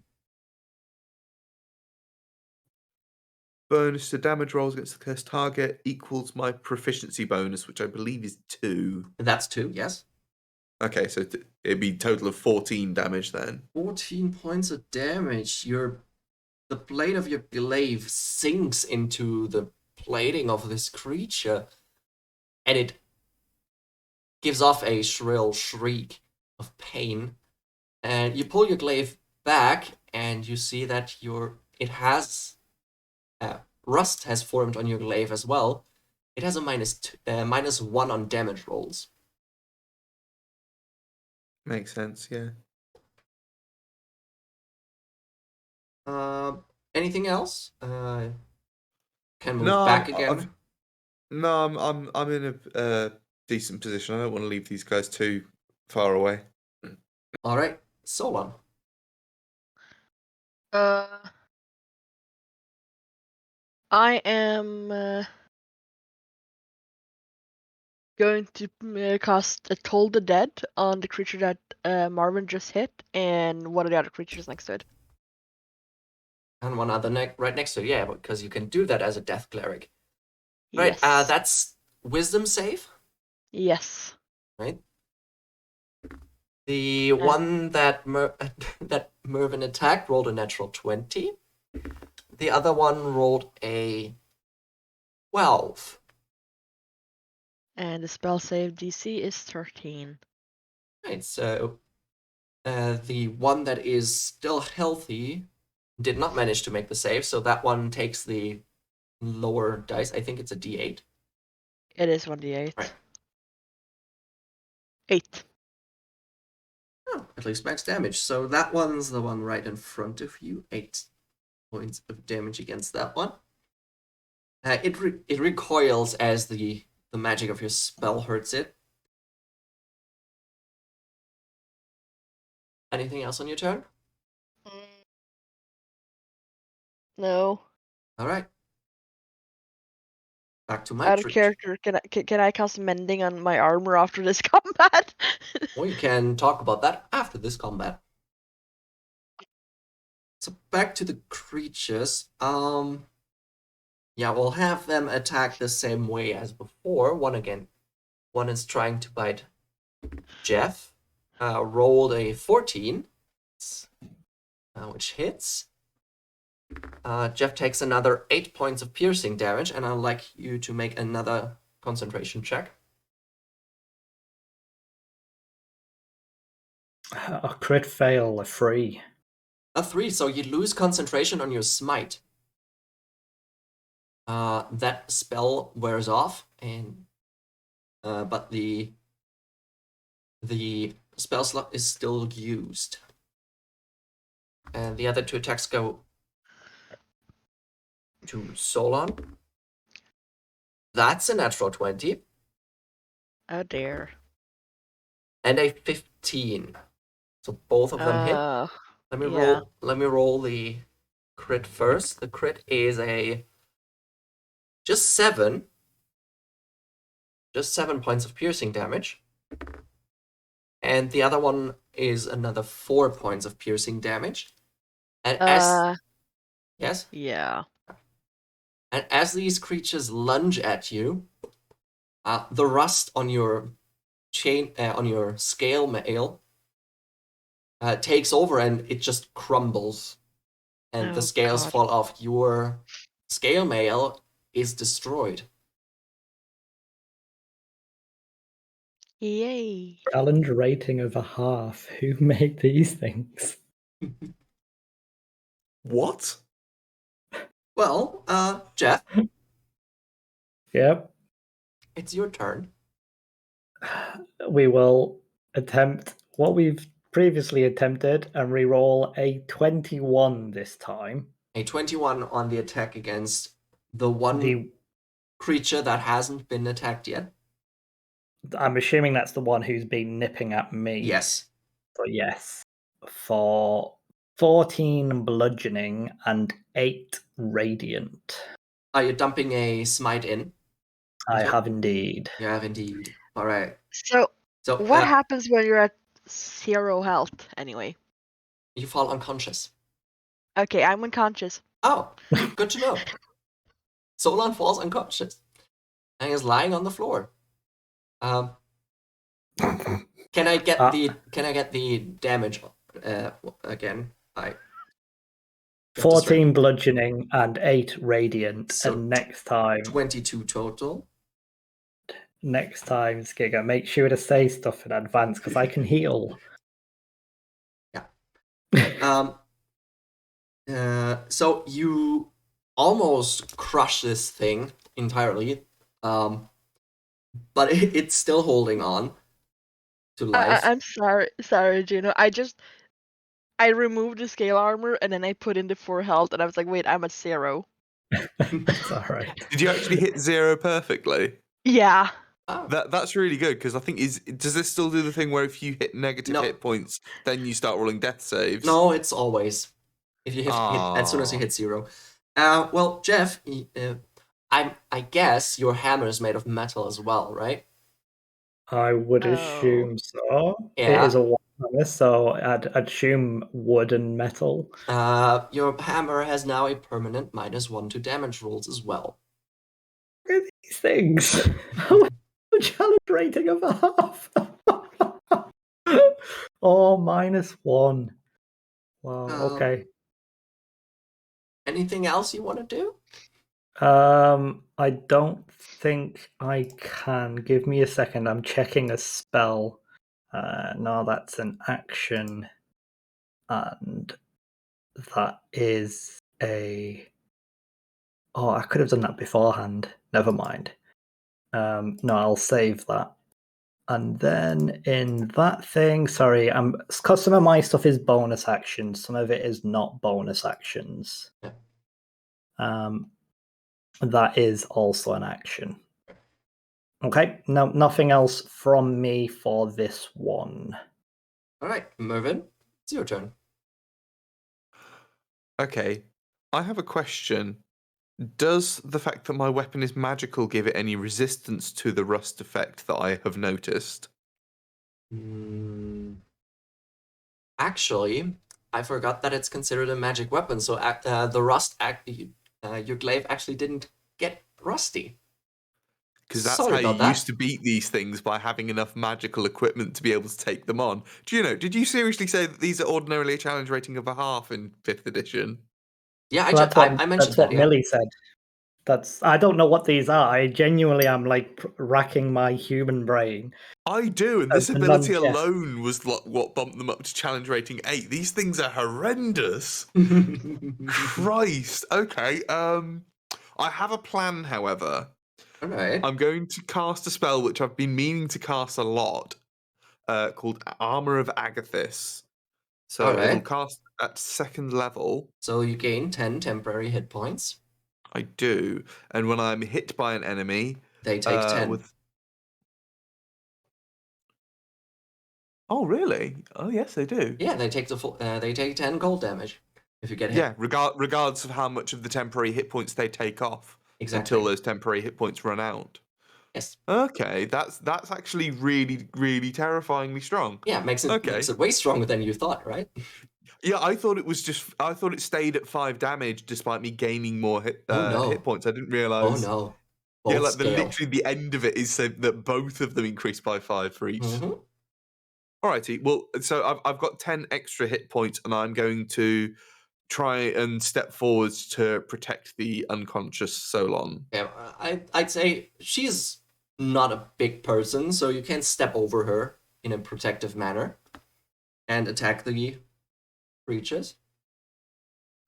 Yeah, although I won't be able to do it this turn because casting Armor of Agathis was my action. Is that an action? All right. Well, you're standing above Solon, which seems to be gaining their attention. Right. Which brings us back to Solon. Would you mind making me a death saving throw, please? That is just a d20 roll with no modifier. Okay. I was about to ask. 20. 20. All right. Well, guess you're back up with 1 HP, isn't it? It is, yes. If you roll a Nice. natural 20 on a death saving throw, you stabilize, gain 1 hit point, and regain consciousness. I'm awake now. Hey! You are, but because death saves and happen at the end of your turn, you can't do anything else. Yeah, I'm just awake, so. Yeah. Right, which brings us back to the creatures, which have Oh, not dear. realized that you have awoken once again. So one is still attacking Jeff, and I rolled a 12, which barely hits, for a total of 4 points of piercing damage. And the other 2 are attacking Mervyn now. The first one rolls a total of 18, and the second one a total of 13. That one might miss. My armor class is 14, so 14, yeah. so it barely misses. So the first one hits for a total of 2 points of piercing damage, and it takes 10 cold, Haha, that's good economy. which really hurts it. Yeah, I rolled minimum damage on that one. I was hoping you would. I figured. Back to Jeff. There's 2 creatures that look like they're on death's door, and one that's looking hurt. The one that is on death's door, I would like to take a slight step back and then full on toe punt it in the face. In other words, I'm giving it a good kick. You're giving it a good kick. All right, make an unarmed weapon attack. Just a standard weapon, a standard attack basically for you. I don't know what that is. It's a d20 plus your proficiency and your strength. So 1d20 plus my strength modifier, which is 4, And proficiency. plus proficiency, Of 2. which is 2, for a kick to the face of 23. That hits. For unarmed attacks, the damage is 1 plus the strength modifier. So that's a total of 5, I think. You have a strength of plus Yep. 4? Yep, 4 strength, so 5 damage then. Alright, so you take 1 step back, lunge forward, and just... You're not giving it a kick in the face, you stomp its face in. That works. That was Curb stomp. flat 0. In true Jeff style. And Alright. then I glance at my hammer before looking at the other one, and I'm like, son of a... I like this hammer. Alright, that was Jeff. Back to Mervyn. Okay.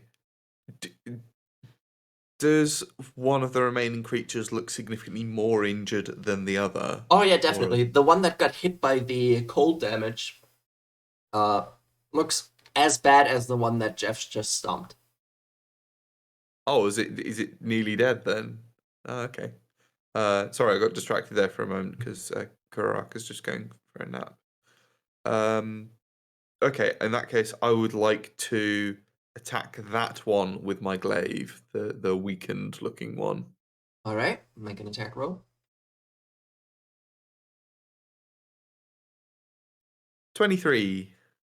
23. That hits. It just occurred to me that's not the one that I cursed earlier, is it? But it is. Is it? It is. Oh, okay. In that case, I would deal a total of 17 damage. Yeah, you bring down your glaive and you slice it in half. It's done. Right. Anything else? I would like to move my curse onto the other one that was attacking me. Good one, good one. Well, yeah, you do that. There's no roll attached to that. Yeah, it's kind of strong considering there's literally no way to resist it. Other than that, I'm happy with my positioning and everything. I'm set and ready to go and take out more of these things. All right. And that's Mervin's turn. Solon, you're awake, barely, lying under Mervin. Mm, Not what you thought you were going to be doing today. no. No, not at all. Isn't that always the case when playing D&D? I was sort of expecting that if something happened, I would be standing over Mervin, not being the one on the ground. Considering my earlier cowardly behavior, I can see how you would think that. Yeah. I'm gonna toll the dead and the lost creature. All right. Wisdom save for me. And a total of 12. Yay. So give me a d12 damage. 4. Much sad. 4? Yeah. Yeah, it doesn't, even though it's supposed to hurt more than before, the creature does seem to not be affected by the spell this time as much as it was last time. Mm. By the way, you can stand up. That would cost you half your movement. Yeah, I'm probably just gonna like move a bit out of reach. Right. Yeah. Now I feel bad, but I kind of have to do it because you're moving out of the creature's I melee know. range. Hope for the bad rolls. It is a Roll bad properly. roll. I rolled a 5, which adds up to an 8. Yeah. It just jumps the air. The creature I guess the spell itself. kind of affected it. Yeah, it seems so. The creature, back to the creature's turn. It will attack Mervin again. Ah, the fool. Ah, that was so close. Well, that's a 22. To hit. Not damage, to hit. I was going to say, you can't get 22 to damage. Go on, roll minimum damage and take 10 damage and return again. Oh no, that wasn't minimum damage. That's a total of 7 points of damage. Oh, I've still got 1 temporary hit point left, so it's Yeah. going to take another 10 if it hits me again. It gets Okay, so- blasted by icy shards that get flung into its direction as it bites down. It looks bad. It looks real bad. Jeff. I'm going to step around it.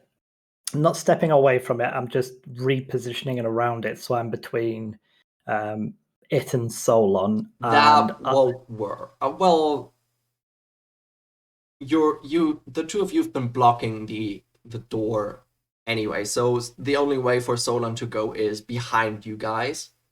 Oh, well, in that case, I'll just step around Mervin then.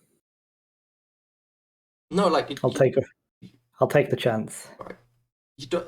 If you want to attack, you don't need to move. You could just attack it from where you are. No, I'm gonna go heal. Oh, okay.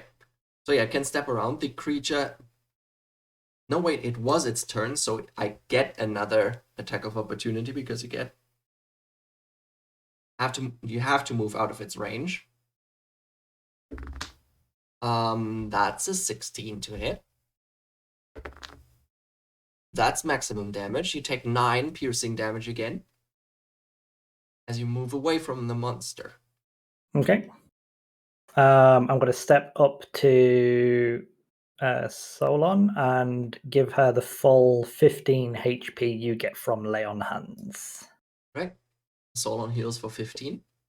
Nice. Nice. And Jeff, And I'm going to step back up to the thing. and you're gonna step back up. All right. Well, that's the disadvantage of lay on hands. You have to be in melee with someone. You have to touch him. Yeah. Right. That brings us back to Mervyn then.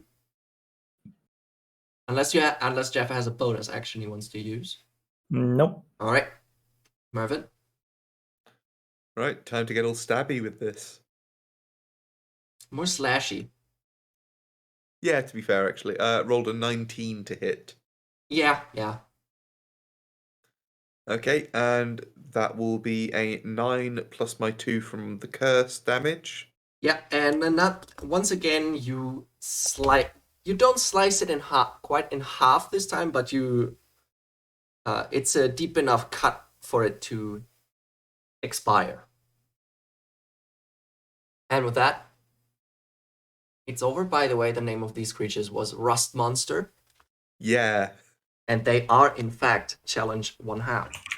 I'd say, considering I need to go for a moment, we'll take a short break here, and we'll be right back to deal with the aftermath of this battle in a few minutes. See you right away. In that case, I shall go and grab a drink.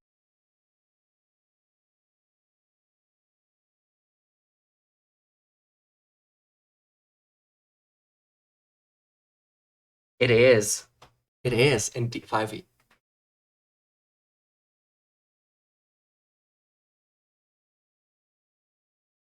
Right. I'm gonna be AFK for a moment here.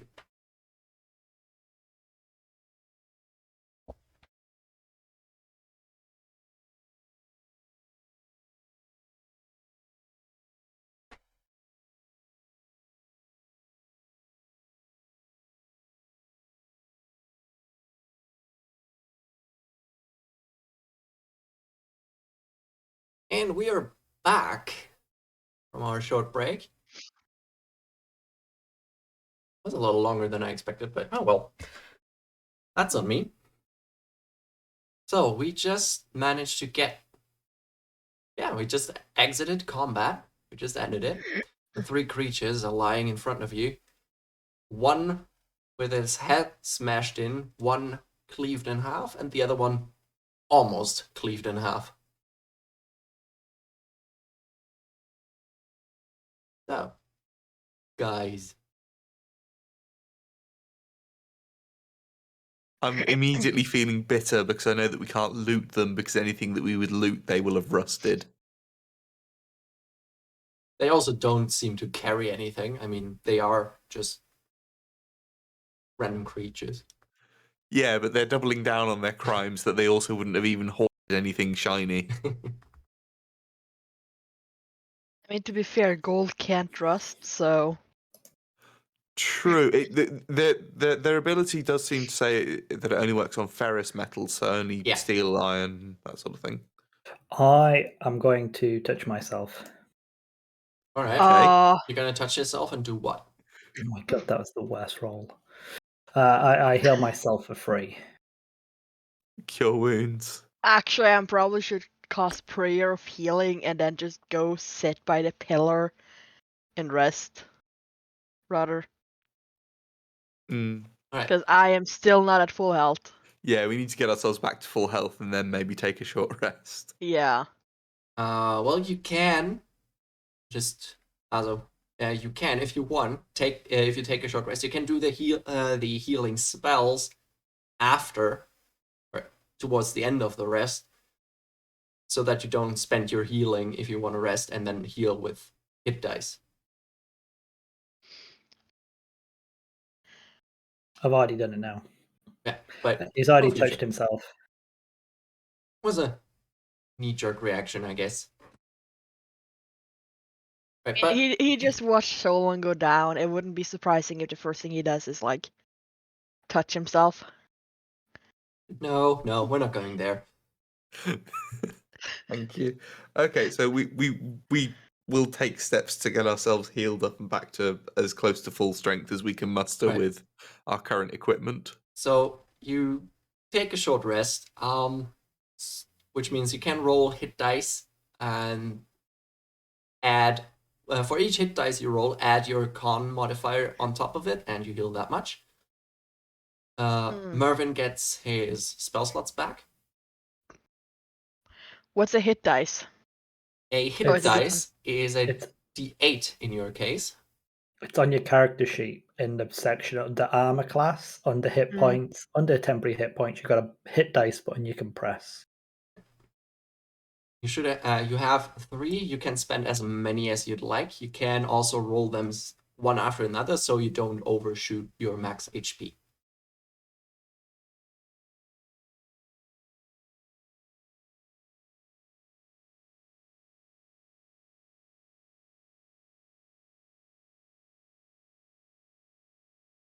All right. We're good. Excellent. Does that take you back to full health now? Yeah. No. Oh, Jeff must have rolled terribly. Well, I can still prayer of healing on Jeff. I below halved on everything, on all 3. On all 3. Yeah. 4, 5, 4. Oh. Plus that including the con modifier. Oh, wow. Yeah. Well, Jeff can't always be lucky. Can you even luck roll hit dice? No. No. Luck only works on D20 rolls. Yeah. Skill checks, attacks. Ability checks and save and throws and attacks. And attacks made against you.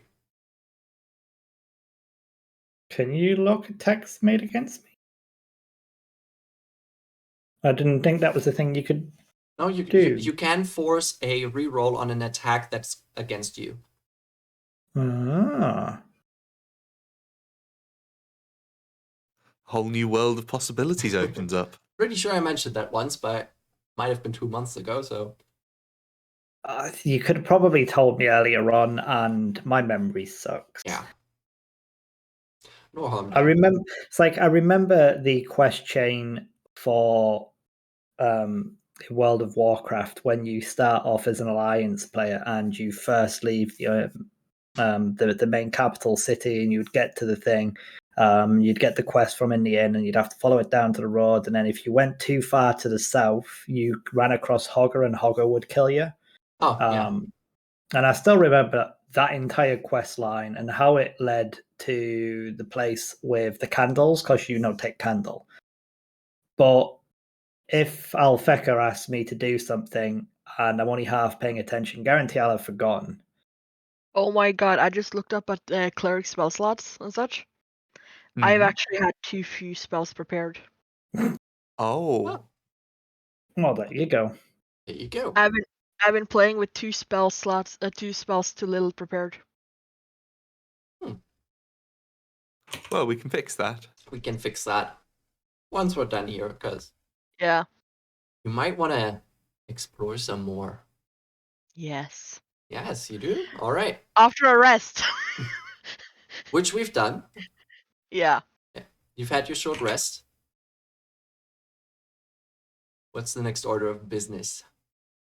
I would like to explore a way home.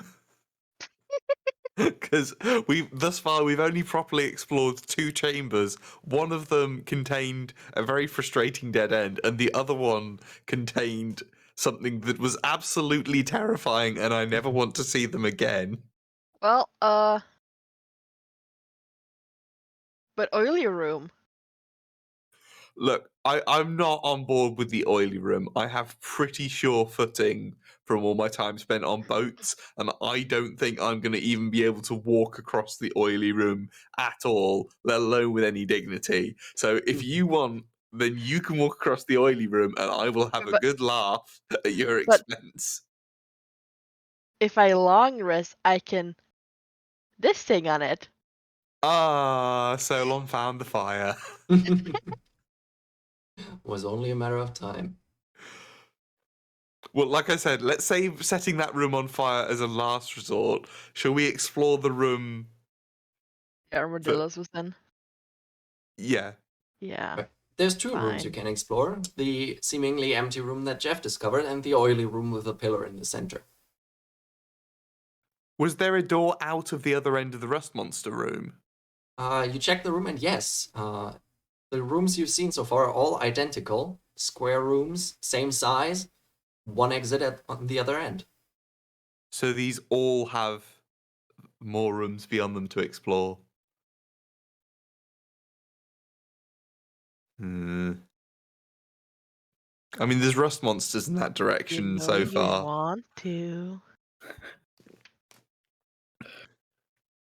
I really don't is the thing. Like, I can't leave by staying here, but I don't like the consequences of going places at the moment. Right. So let's just. We've rested for about an hour or so. We've patched ourselves up a little bit. Did Skigadancer, did you do the prayer of healing in the end, or? Yeah, I'll do a prayer of healing for you. All right. That takes about 10 minutes, but not to worry about that. Is it a? No, I think it's not a ritual. You can't ritual cast that. There is no healing ritual spells. I looked like 5 times. For good reason. So you 2d8 plus your spellcasting healing. That's actually not bad. Mm-hmm. That's at least 5 HP, give or take. At least 6, I think. I think Solon's wisdom is pretty high. Yeah, let's see. Where's the spellcasting modifier? I know it's somewhere. It's your It'd be wisdom just modifier. your wisdom It's Five. plus 3. Plus 3. The plus 5 is your spell attack. That's your wisdom plus your proficiency. But your spellcasting ability modifier 13. is wisdom. 13 HP. Yeah. That actually does get me back up to full HP. All right. With 2 to spare. Oh, jeez. All right, so Jeff is back up. We've done a little short rest. We've mourned the passing of the scale mail armor. Was my armor Giga supposed to be doing a dex saving roll for every hit? Because I was just looking at Rust Monster whilst you were on your break, and apparently I think she was supposed to. But parking that one, we've killed the stuff in the east room. The other rooms appear to have other doors in them.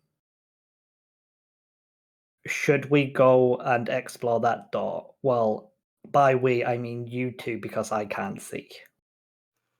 I mean, my vote is for empty room because it's the least threatening at this point. Well, we have 2 empty rooms now. Yeah, we now have 2 empty rooms. We have the invisible mirror room and the dead rust monster room. So, Juno, on your question, yes, I actually did skip that part of the abilities description. I was just looking at the rust metal part, not at the antennae part. So yes, Solon could actually have made 4 dex saves to avoid the rust effect on the armor. On the weapons, it doesn't work because everything that hits it takes it. But if the creature attacks, you can make a dex save. So, Solon, please make 4 dex saving throws. She's way ahead of you, Millie. The second Skiga heard that she might be able to save her armor. Well, a 13, a 19, a 16, and a 4. So, actually, straight up dexterity there too, so. So, terribly sorry about that one, but your scale mail actually did not get destroyed. It does still have the permanent -1. Well, But what we that's can all. do, Damn it. the Okay, where did I first, find my scale mirror armor again? I deleted it. Oh no! just on the eye, just search for scale mail on the eye, and then drag it into your sheet. And thematically, what happened is the first antenna swipe was the one that you rolled a foe for, just so happened to hit the clasp. And because you weren't expecting a fight, It just you flopped hadn't down. checked your armor wasn't on properly, and it just flopped down, and it was like a fancy skirt. Yeah, I like that. I like that. Yep. Retconning at its finest. See, that doesn't make it so bad. I was like, God, this is insane for a challenge rating a half. How is this a thing? And there are worse things as well. That's the thing. Oh, some are so situational though. That was impressive. Okay, my vote is that you two go and check out the East Room now that the skittering has been dealt with, to see if there's anything of interest in there, because now there's no skittering things to get yous. That's my vote here. Jeff agrees with this vote, obviously. Well, yeah, definitely the armadillo door. I feel like they were probably guarding something anyway, so. Okay, I'm gonna keep my weapon drawn for this though. All right. I wish I had magical weapon. I have spiritual weapon as a spell, I just don't have it prepared. Oops. Advantage of that one, you don't even have to wield it yourself. I accidentally rolled that. All right, so you're exploring the door past the creatures that just attacked you. Yes, and the room a bit if there's something else there. So you walk through the room and it's just a bare room. Looks identical to the one with the invisible wall. Part of me want to be obnoxious and like ritual spell detect magic. You can. It just takes 10 minutes. For your Yes. characters, not for us. Yes. All right, so you do cast detect magic. It's a 30-foot range, I think, or is it 60? It is 30. 30. Right, so you look into the room and there's no magic. You walk into the center of the room to look at everything. No magic anywhere. Okay.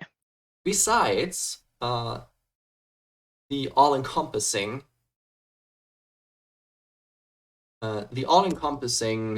aura that's all around you, nothing specific, it's just all around you, Entire of fucking. illusion and transmutation. Oh, I told great. you, Magic shit. You just hear Jeff shouting from the other room. I told you, magical mirror.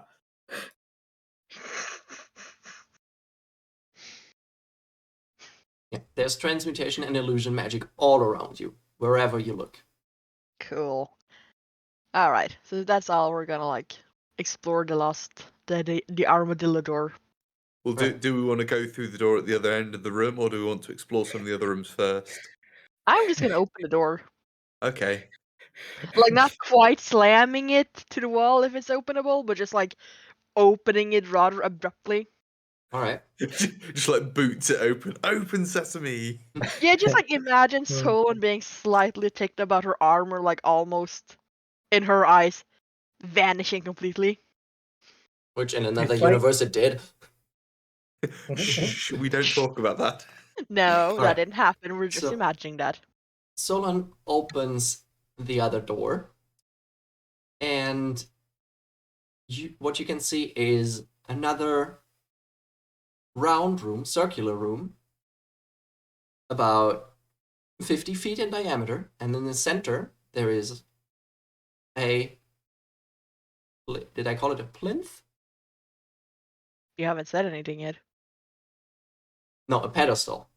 Pedestal, I called yeah. it a pedestal before. With a pedestal with a floating sphere on top of it. And in the ceiling, there is a red glowing gem. So the whole room is basked in red light. Mm. So red facing this way then, maybe. But that also means that Jeff can see in this room. I can like Yeah. presumably see between the two doors. Okay, So, in the pit of heavenly hell, with the orb of sparkly doom, We're not calling it that. through the candy floss portal. At least it's not canon. This is why we can't have nice things. That's why I had you fight rust monsters. This is a perfectly acceptable trade, Billy. Those were totally just rats in the original encounter table, and Millie's like, no, this is bad. You will suffer for this. Can't rename the rust monsters into annoying pest. Right. No.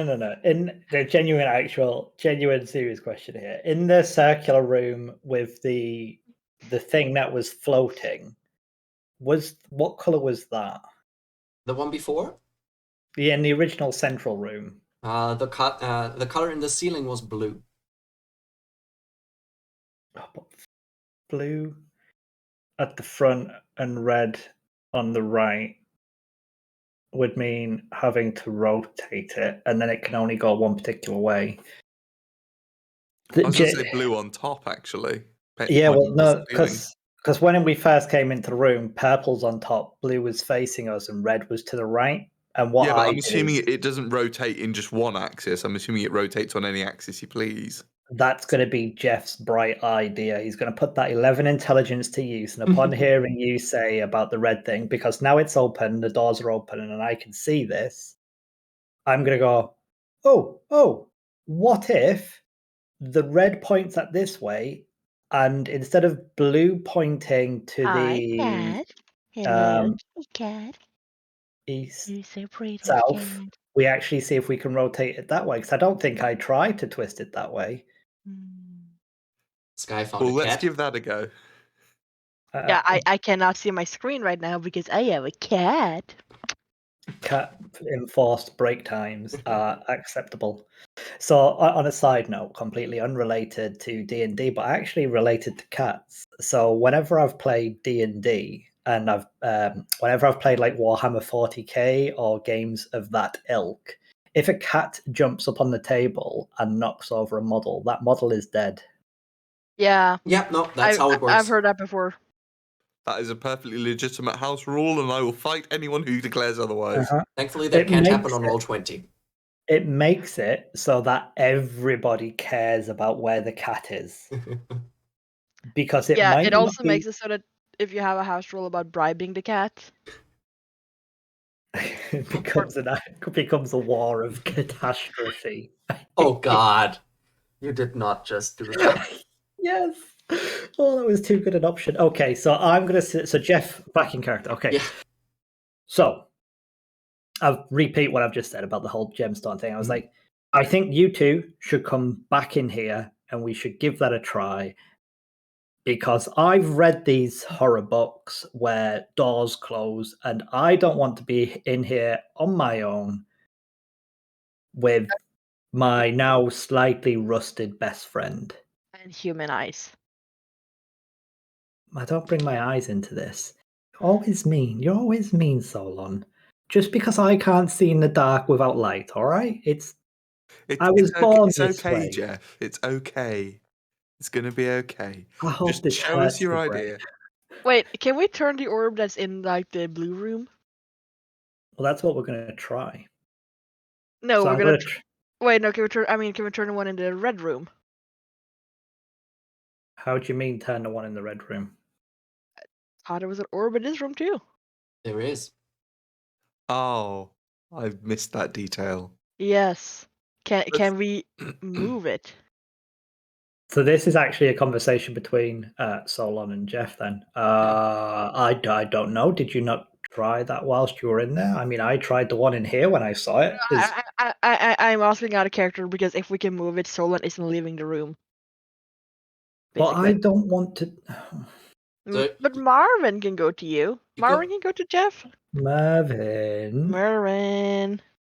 I feel like I'm being pulled in multiple directions here, but I'm going to go and be with Jeff because at least Giga has Solon has a shield to protect herself, whereas Jeff and I have scale armor. Yes, whereas Jeff is just like in his regular clothes with his hammer that is sad. So Solon, you go up to the pedestal and inspect the sphere. Yes. Right. I do my best Gimli impression and I'm hold not the hammer sure up. if detect magic is still on though. I'd say it still is. You still sense the same stuff all around you, All and right. it is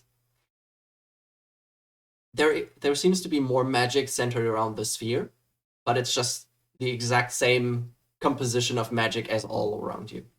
Yep. Right. So you inspect this sphere, and on top there's a blue gem, in the front an orange gem. On the right there's actually a gem missing. On the back it's purple, left is black, and on the bottom it's red. I feel like I should have just been writing that down. Yeah, I was just thinking the same. So this is the East Room. Please, could I have that again, but slower? Yes. East room. Top is blue. Front is orange. Top blue, front orange, Right is missing. right missing, Back's purple. back is purple, Left is black. left is black, And bottom is red. bottom is red. Can you send that to me? I'm like sitting on paint and like drawing things because it makes me think remember better.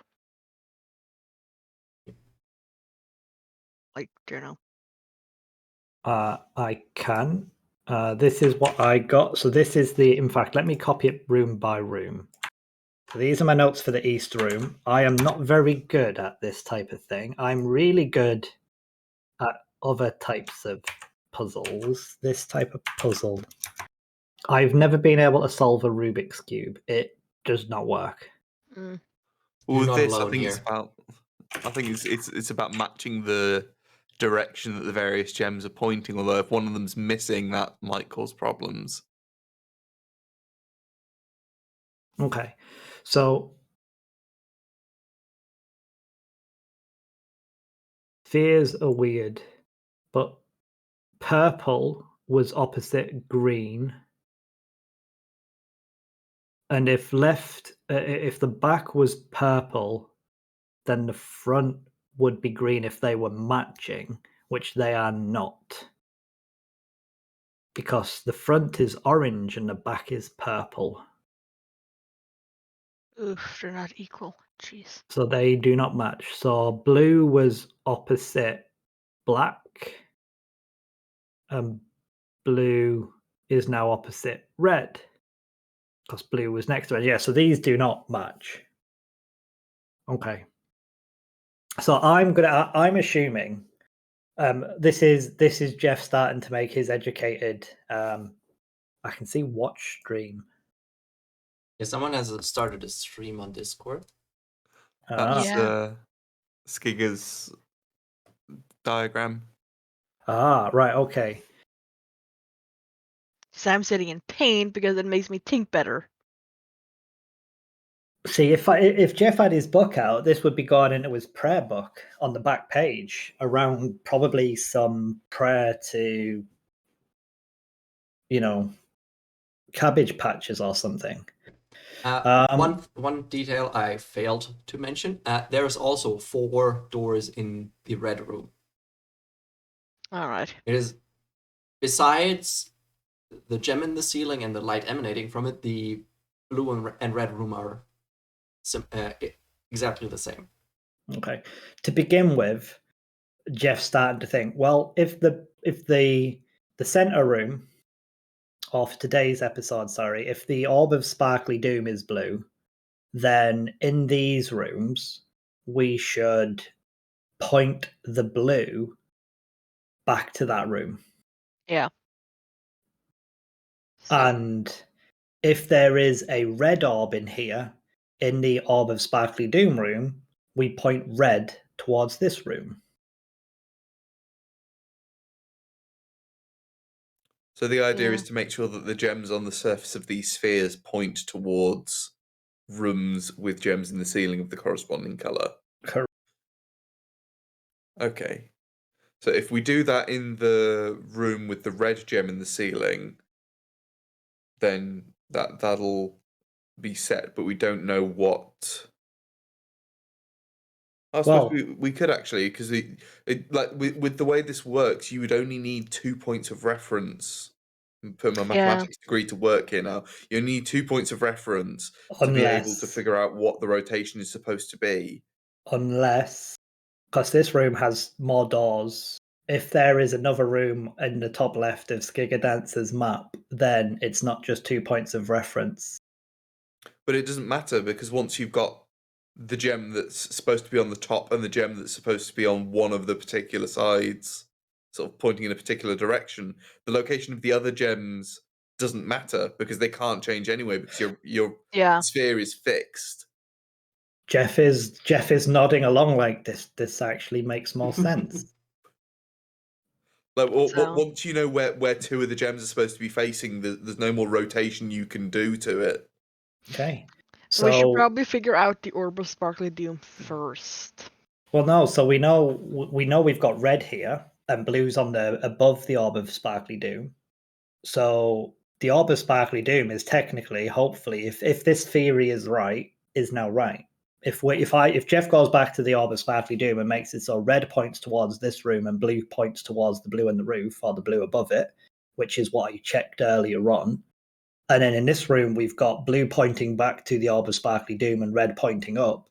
Then theoretically, if we go through this door that's to the north of your fantastic piece of artwork, hopefully whatever's currently on the Orb of Sparkly Doom, so if it's blue to the front, I think it's purple. hang on, if it was Right. it so was top No, it's gonna be green, I think, towards that room. and red was bottom, then what we're actually that's not possible. If in this room the top is blue and the bottom is red, there's no way for blue to point to blue and red to point to the roof. Wait, It blue would and red is therefore next to Fair each other? point, yeah.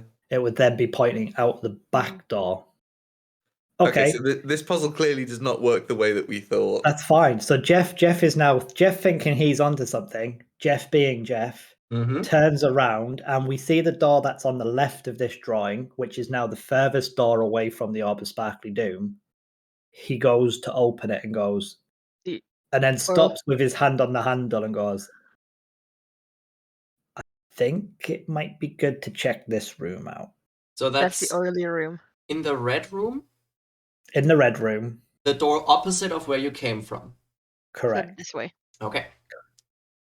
Limit to how long I can stretch this map, but You open that door slightly, and thanks to the red shimmer behind you, there you can see an empty room again.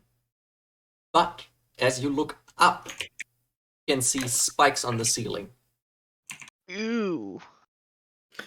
Spikes. Okay, I don't want to go in the spikes room. I know I've said that about all of the rooms so far, but like there's only one reason you put spikes on the ceilings, guys. Think it through. What type of spikes am I looking at? Like metal spikes, stalagmites? Metal spikes driven into the ceiling, look very pointy. What else is in the room? Nothing. Like the dirt floor. Curiously enough, first room with no pebbles. Okay, so I'd like to go get a couple of pebbles, and I would like to play the throw the pebbles into the room game at different bits. I'd like to aim for the middle of the floor. I'd like to aim for the far wall. I'd like to hit the roof. All right, you're Try and trigger what is clearly a trap. what you're trying to aim for first? The middle of the floor. Make a ranged attack. Just a normal. It works like your normal attacks, but instead of strength, you use dex. So A dex saving throw plus proficiency.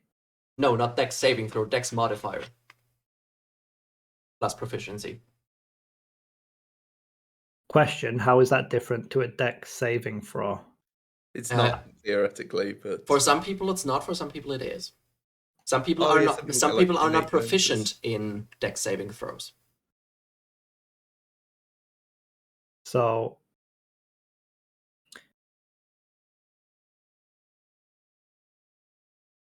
+2, so 5, so 16. 16. So you throw the pebble, and you're pretty sure your throw was.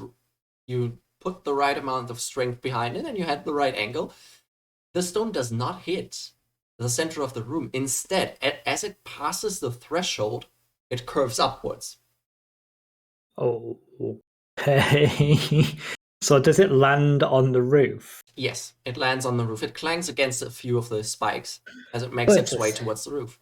It's an anti-gravity spike trap. I carry on with what I was going to do because I'm still not quite believing of what I've just seen. So I go for the far wall. Yeah, no further checks needed. They all, as they pass the threshold, the stones curve upwards and land on the Okay. ceiling.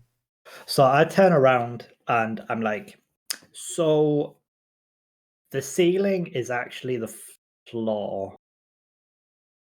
And then I explain about the stones. I'm like, so the ceiling's the floor, and I don't get why, but when I throw the stones at the floor, they go to the roof. It doesn't matter how hard I throw it or how far I throw it. The second it gets through the door, it just starts to go. Wait, question, just to clarify. If I put my full strength behind it and hoy the pebble at the back wall, does it instantly curve up through the door, or does it actually go to the far end and then start to curve up? It starts to curve up when it goes further in. So if you throw it really, really strong, it takes longer for it goes up further in. Like a normal throw, but inverted. Yeah. Okay, Yeah. cool. Right, that's what I wanted to just clarify to make sure it wasn't instantly happening as it passed the threshold. No. Okay. Forgive me if I missed it, but is there a door on the opposite side of There this is. room? I didn't mention it, but it's exactly identical to the other square rooms that you've seen so far. I vote we call this room the Nope Room. I called it the spikes pointy as fuck room. Either way, it's a room that I didn't want to go in it just because of the spikes. The anti-gravity is the icing on a very brutally painful cake that I Well- want no involvement in. Because one other thing that we're lacking, guys, is any sort of flying spell. Or rope. I say we go back to the first room and we check out the empty room. Why don't we That just try the other two doors? This is Jeff as well. Why don't we just try the other two doors in here first, in the red room? Because it might be more monsters of no. Then we just close the door and say nope. Okay. You All right. first, Jeff. Yeah, Jeff Yeah. just kind of shrugs. He doesn't get the potential concern here, and he goes and opens the north door of the red room. All right. So if you came in from the west and you just opened the pointy rooms to the east, the north room would be once again the square layout. I'm just using random layouts on my drawing, to be honest. Once Can again, probably see. square room, same makeup as the others. The distinguishing feature in this room, though, is a pedestal with something green shimmering. You can't quite see it from here, but there's something green shimmering on top of the pedestal. It is not floating, though. So that room has a green shimmering. There's no spikes on the roof, or No. Shimmering, it's just reflecting some of the light. It's not glowing itself. Point of fact, guys, the side of the sphere in the red room that has a missing gem, if it's to match the colours of the one in the blue room, the green gem is what's missing. and that was on the right, and the Yep. red was on the bottom. So theoretically, we could point the blue and the green in the correct directions. I've got that right, haven't I? Yeah. Blue, Blue on the top. I am Green. drawing Green is probably the missing. ugliest map I've ever seen. Oh, D&D maps are always horrendous. So rotate it and then rotate. Yeah, no, that's right. So green could point. The missing spot could point into this room. Blue could point at the Orby room. So I think that's what we should do. And then I'm going to go into that room. And I guess that's Jeff goes, I guess we should just try the next door along. Does this room have 4 doors or does it only have 2? I think Solon's actually gonna see if she can go up to the spooky pedestal with the glowing green thing. Yeah, it's like I said, the green thing is not glowing. It's just reflecting some of the light, and the square room has another door on the opposite side. Yeah. Solon is still trying to go up to the pedestal. All right, you walk up to the pedestal, and you see a skull, a humanoid skull made of jade. It's just sitting on top of a stone pedestal. So out of character, I've seen this movie and I'm not touching that skull. But in character, Solon would totally take that skull in a heartbeat. Oh, Yeah. Is detect magic still active? No, by this point it's run out. God damn it. Fine, I'll just take the fucking skull. You take the skull. As you take the skull, nothing happens. Oh. For a moment. I have a skull. Oh. And you hear something. Hello there. Who are you? Oh. What are you doing? What are you?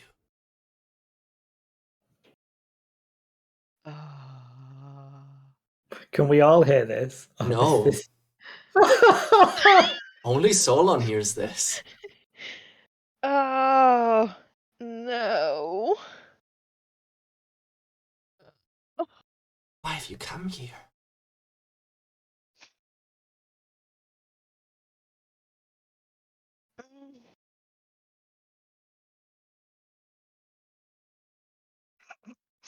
I'm struggling between what Solon would do in the situation and what I, as a person, would do in the situation. Go with Solon. Always go with Solon. Is this because, by any chance, you might be worried that what Solon would do in this situation might get you killed? No, I am. I'll mention why I'm struggling with it after stream. I don't want to say anything about it on Millie stream. All right. But all right. So Solon is vaguely startled and then go, "This is cool," and then she's like sort of like stuffs it in the pocket and like so I'm just here like exploring. Well, things happen. How you doing? It is the size of a human skull. Okay, never mind then. So you can't really stow it anywhere right now because you don't have your backpack. Okay, so it's asking what she is. Yeah. And what we're doing here, right? What you're doing here, who you are, what you are. Well, just every question with a W that you can think of, it's asking that. Okay, if it's asking where, I don't know. So, well, Solon. Curiously, that one, that didn't get asked. It never asks where are you, where we are. Well, so then, I'm just picturing from like Marvin and Jeff's standpoint. Solon just holds up the skull, and then just goes, "Where are we? What are you?" And it's just like, and I'm a cleric. I'm a priest. Kind of thing. So, but I don't sense a god. Oh, that is all kinds of creepy. Oh, we're stuck in the magical box. It's lead lined.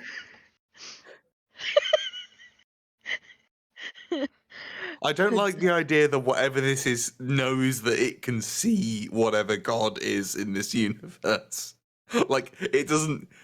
It is not like the rest of us that just puts faith in for the most part. It just knows that it's not there.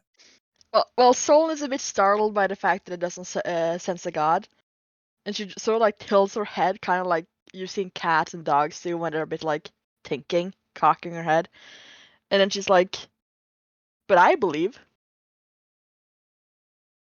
What And is it? I've heard my lady's voice. Ooh, who is that lady? I can sense her Perseopa. power. I've I never am heard that a name. priest of Perseopa. That is very sad. I'm sorry for you. She must be powerful. Yes, she's the most powerful. I find that hard to believe. Would you like to come with us and see?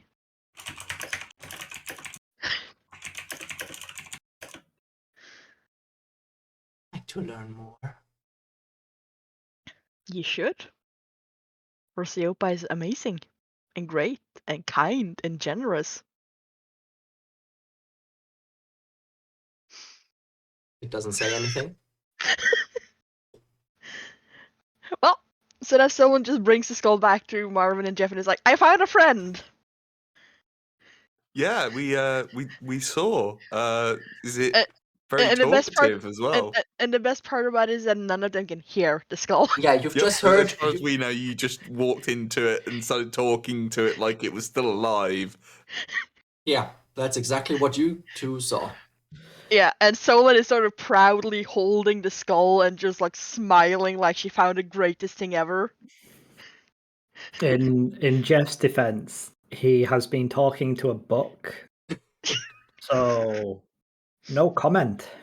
Oh my god, I'm the only sane one, aren't I? Hey, I actually got responses. I got powers, so you know. I Yeah, got to be fair. responses too. Yeah, but we like. Okay. Okay. This is happening, I suppose. Let me just like change the name of this room to the now empty pedestal room. It Of now green. is. Okay. The now empty pedestal of green room. It's Okay. basically a green screen. Right, so what are you doing now? I'm like I'm tempted to say just huddled at the edge of the room, just rocking. Well, there is a door on the other side of the red room from the pedestal room. Yep, there's Yeah, we haven't checked the south you door. haven't checked that one yet. Yeah. Yeah, there's also the north door in the pedestal room itself. If there is a door, you said it was identical to the others. Yes. Yeah. My vote is for south door in the red room. All right. All right, south door in the red room. You take a peek, and it is completely empty. Not even dust on the floor, and you look at the ceiling in anticipation. There's nothing there as well. It's just it is a little different from all the other rooms, as in this room is just bare stone. Can we make you roll bluff checks? No, you can't. I have a DM. But once Who I again, love. you have a door on the opposite side. This DM is great. He goes, "There are no traps. Doesn't matter what you roll, what you see. There are no traps. There could be traps. There probably are traps, but there are no traps. Did my roll work? Did my roll fail? As far as you can see, there are no traps. God damn it! I love that. Yeah, that's exactly how that should work. Yeah. Jeff is going to wander into the blank room because that is the way of things, and have a look around. So it's a completely bare, empty room. There's no spikes. There's no pebbles. There's no dust. There's nothing. It doesn't even have a dirt floor, it has a stone floor.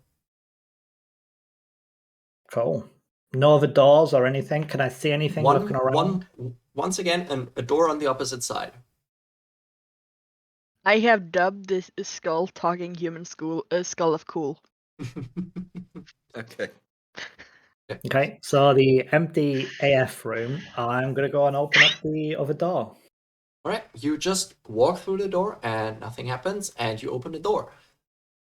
And you find yourself in a round room again, with a pedestal in the center, 4 doors on each side, a floating sphere, and a purple gem glowing in the ceiling. Ooh. Was there a door on the east side of this room by any chance? There is. It's identical to the other round rooms you've come across. 4 doors. 4 doors. Okay. A pedestal, a sphere floating on top of it, and a glowing gem in the ceiling. And this one is purple. This one is purple. What are the other guys doing? You're still in the red room. Jeff has just walked straight through the Back stone in a room. second.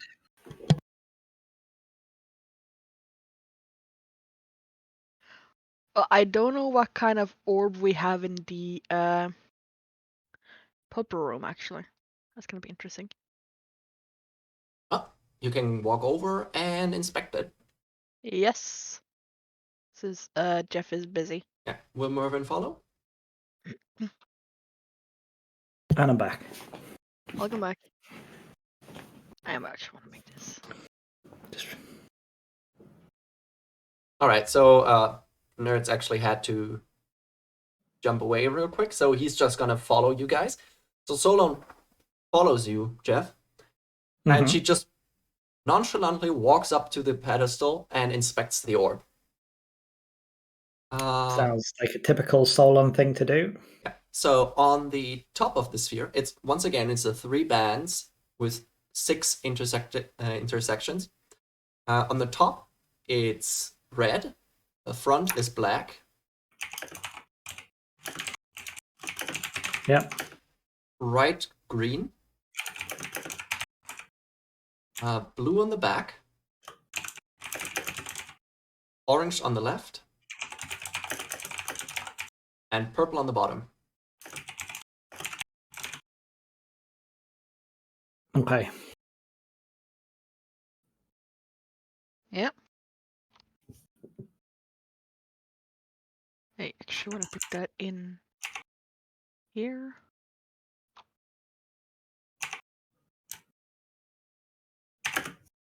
Just notice the time. Yeah. It has flown by. Ah. Time flies when you're trying to crack a puzzle, doesn't it? Yeah. Does Jeff have any insights into what he thinks is going on? How do you mean that? So we've got a couple of rooms. We've been bandying about the ideas as normal people, us, that there's potential that the gems are supposed to be pointing certain ways. I will be honest, I'm really, even with Skigger drawing colors and stuff, really struggling to visualize it. Jeff, however, is living it. Has Jeff picked up on anything so far in that type of way? Because he can actually see them. And, he's an average human, so in fairness to him, he's probably got the same level of intelligence as me. He might be a more visual person than I am. I don't know. Well, so what Jeff... Make an intelligence check for Jeff. Intelligence. He rolls a lovely, perfectly average 13. 13. That's enough because I'd say a little help is appropriate because you can't actually see the spheres. But if you were to be able to see the spheres, you would have realized that the 3 spheres you've come across so far are not the same. Yeah. Like, the gems are the same. The sphere itself, the orb part, and the bands are the same. The gems are the same, but they are located in different spots. Not independently of how you find them when you enter the room. Like if you turn them around, you can never turn them in a way that the gems match the ones in the other rooms. That I had picked up on, which is what I Same. said in the red room about, well, it wouldn't.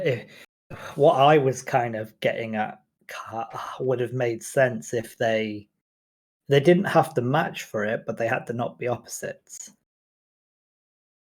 But then again, maybe it's a case of we go, if it's like the purple room, so maybe the purple has to point to the top or to the bottom. And again, this is the same with the previous room. The red is on the opposite side to this room, and it's the same with the other room where the red is on the opposite side to the blue. No, Yeah. that's right. Yeah. So I want to check the room that's south of the purple room. All right.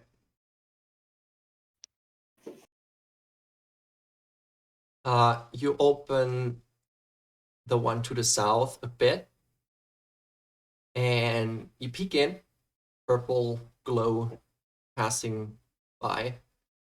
And in the center of the room, you see 6 swords lying in a circle, pointing in the center. Right. They there look a door pristine. And once again, a door on the opposite side. All right. And it's a square room. Yep.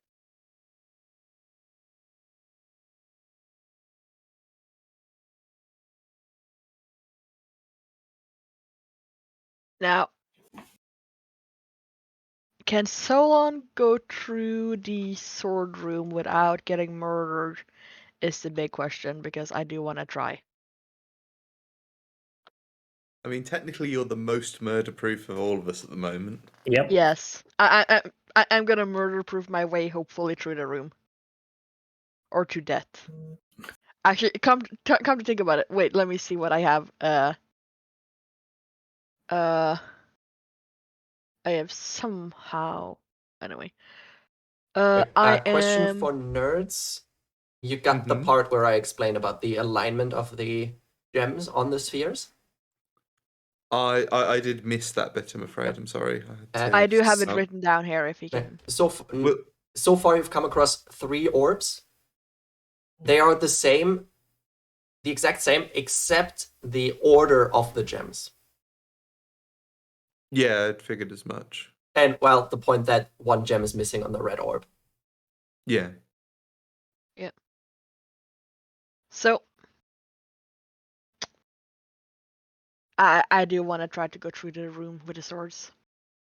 All right. So you're walking in. Are the others following suit, or will you be waiting?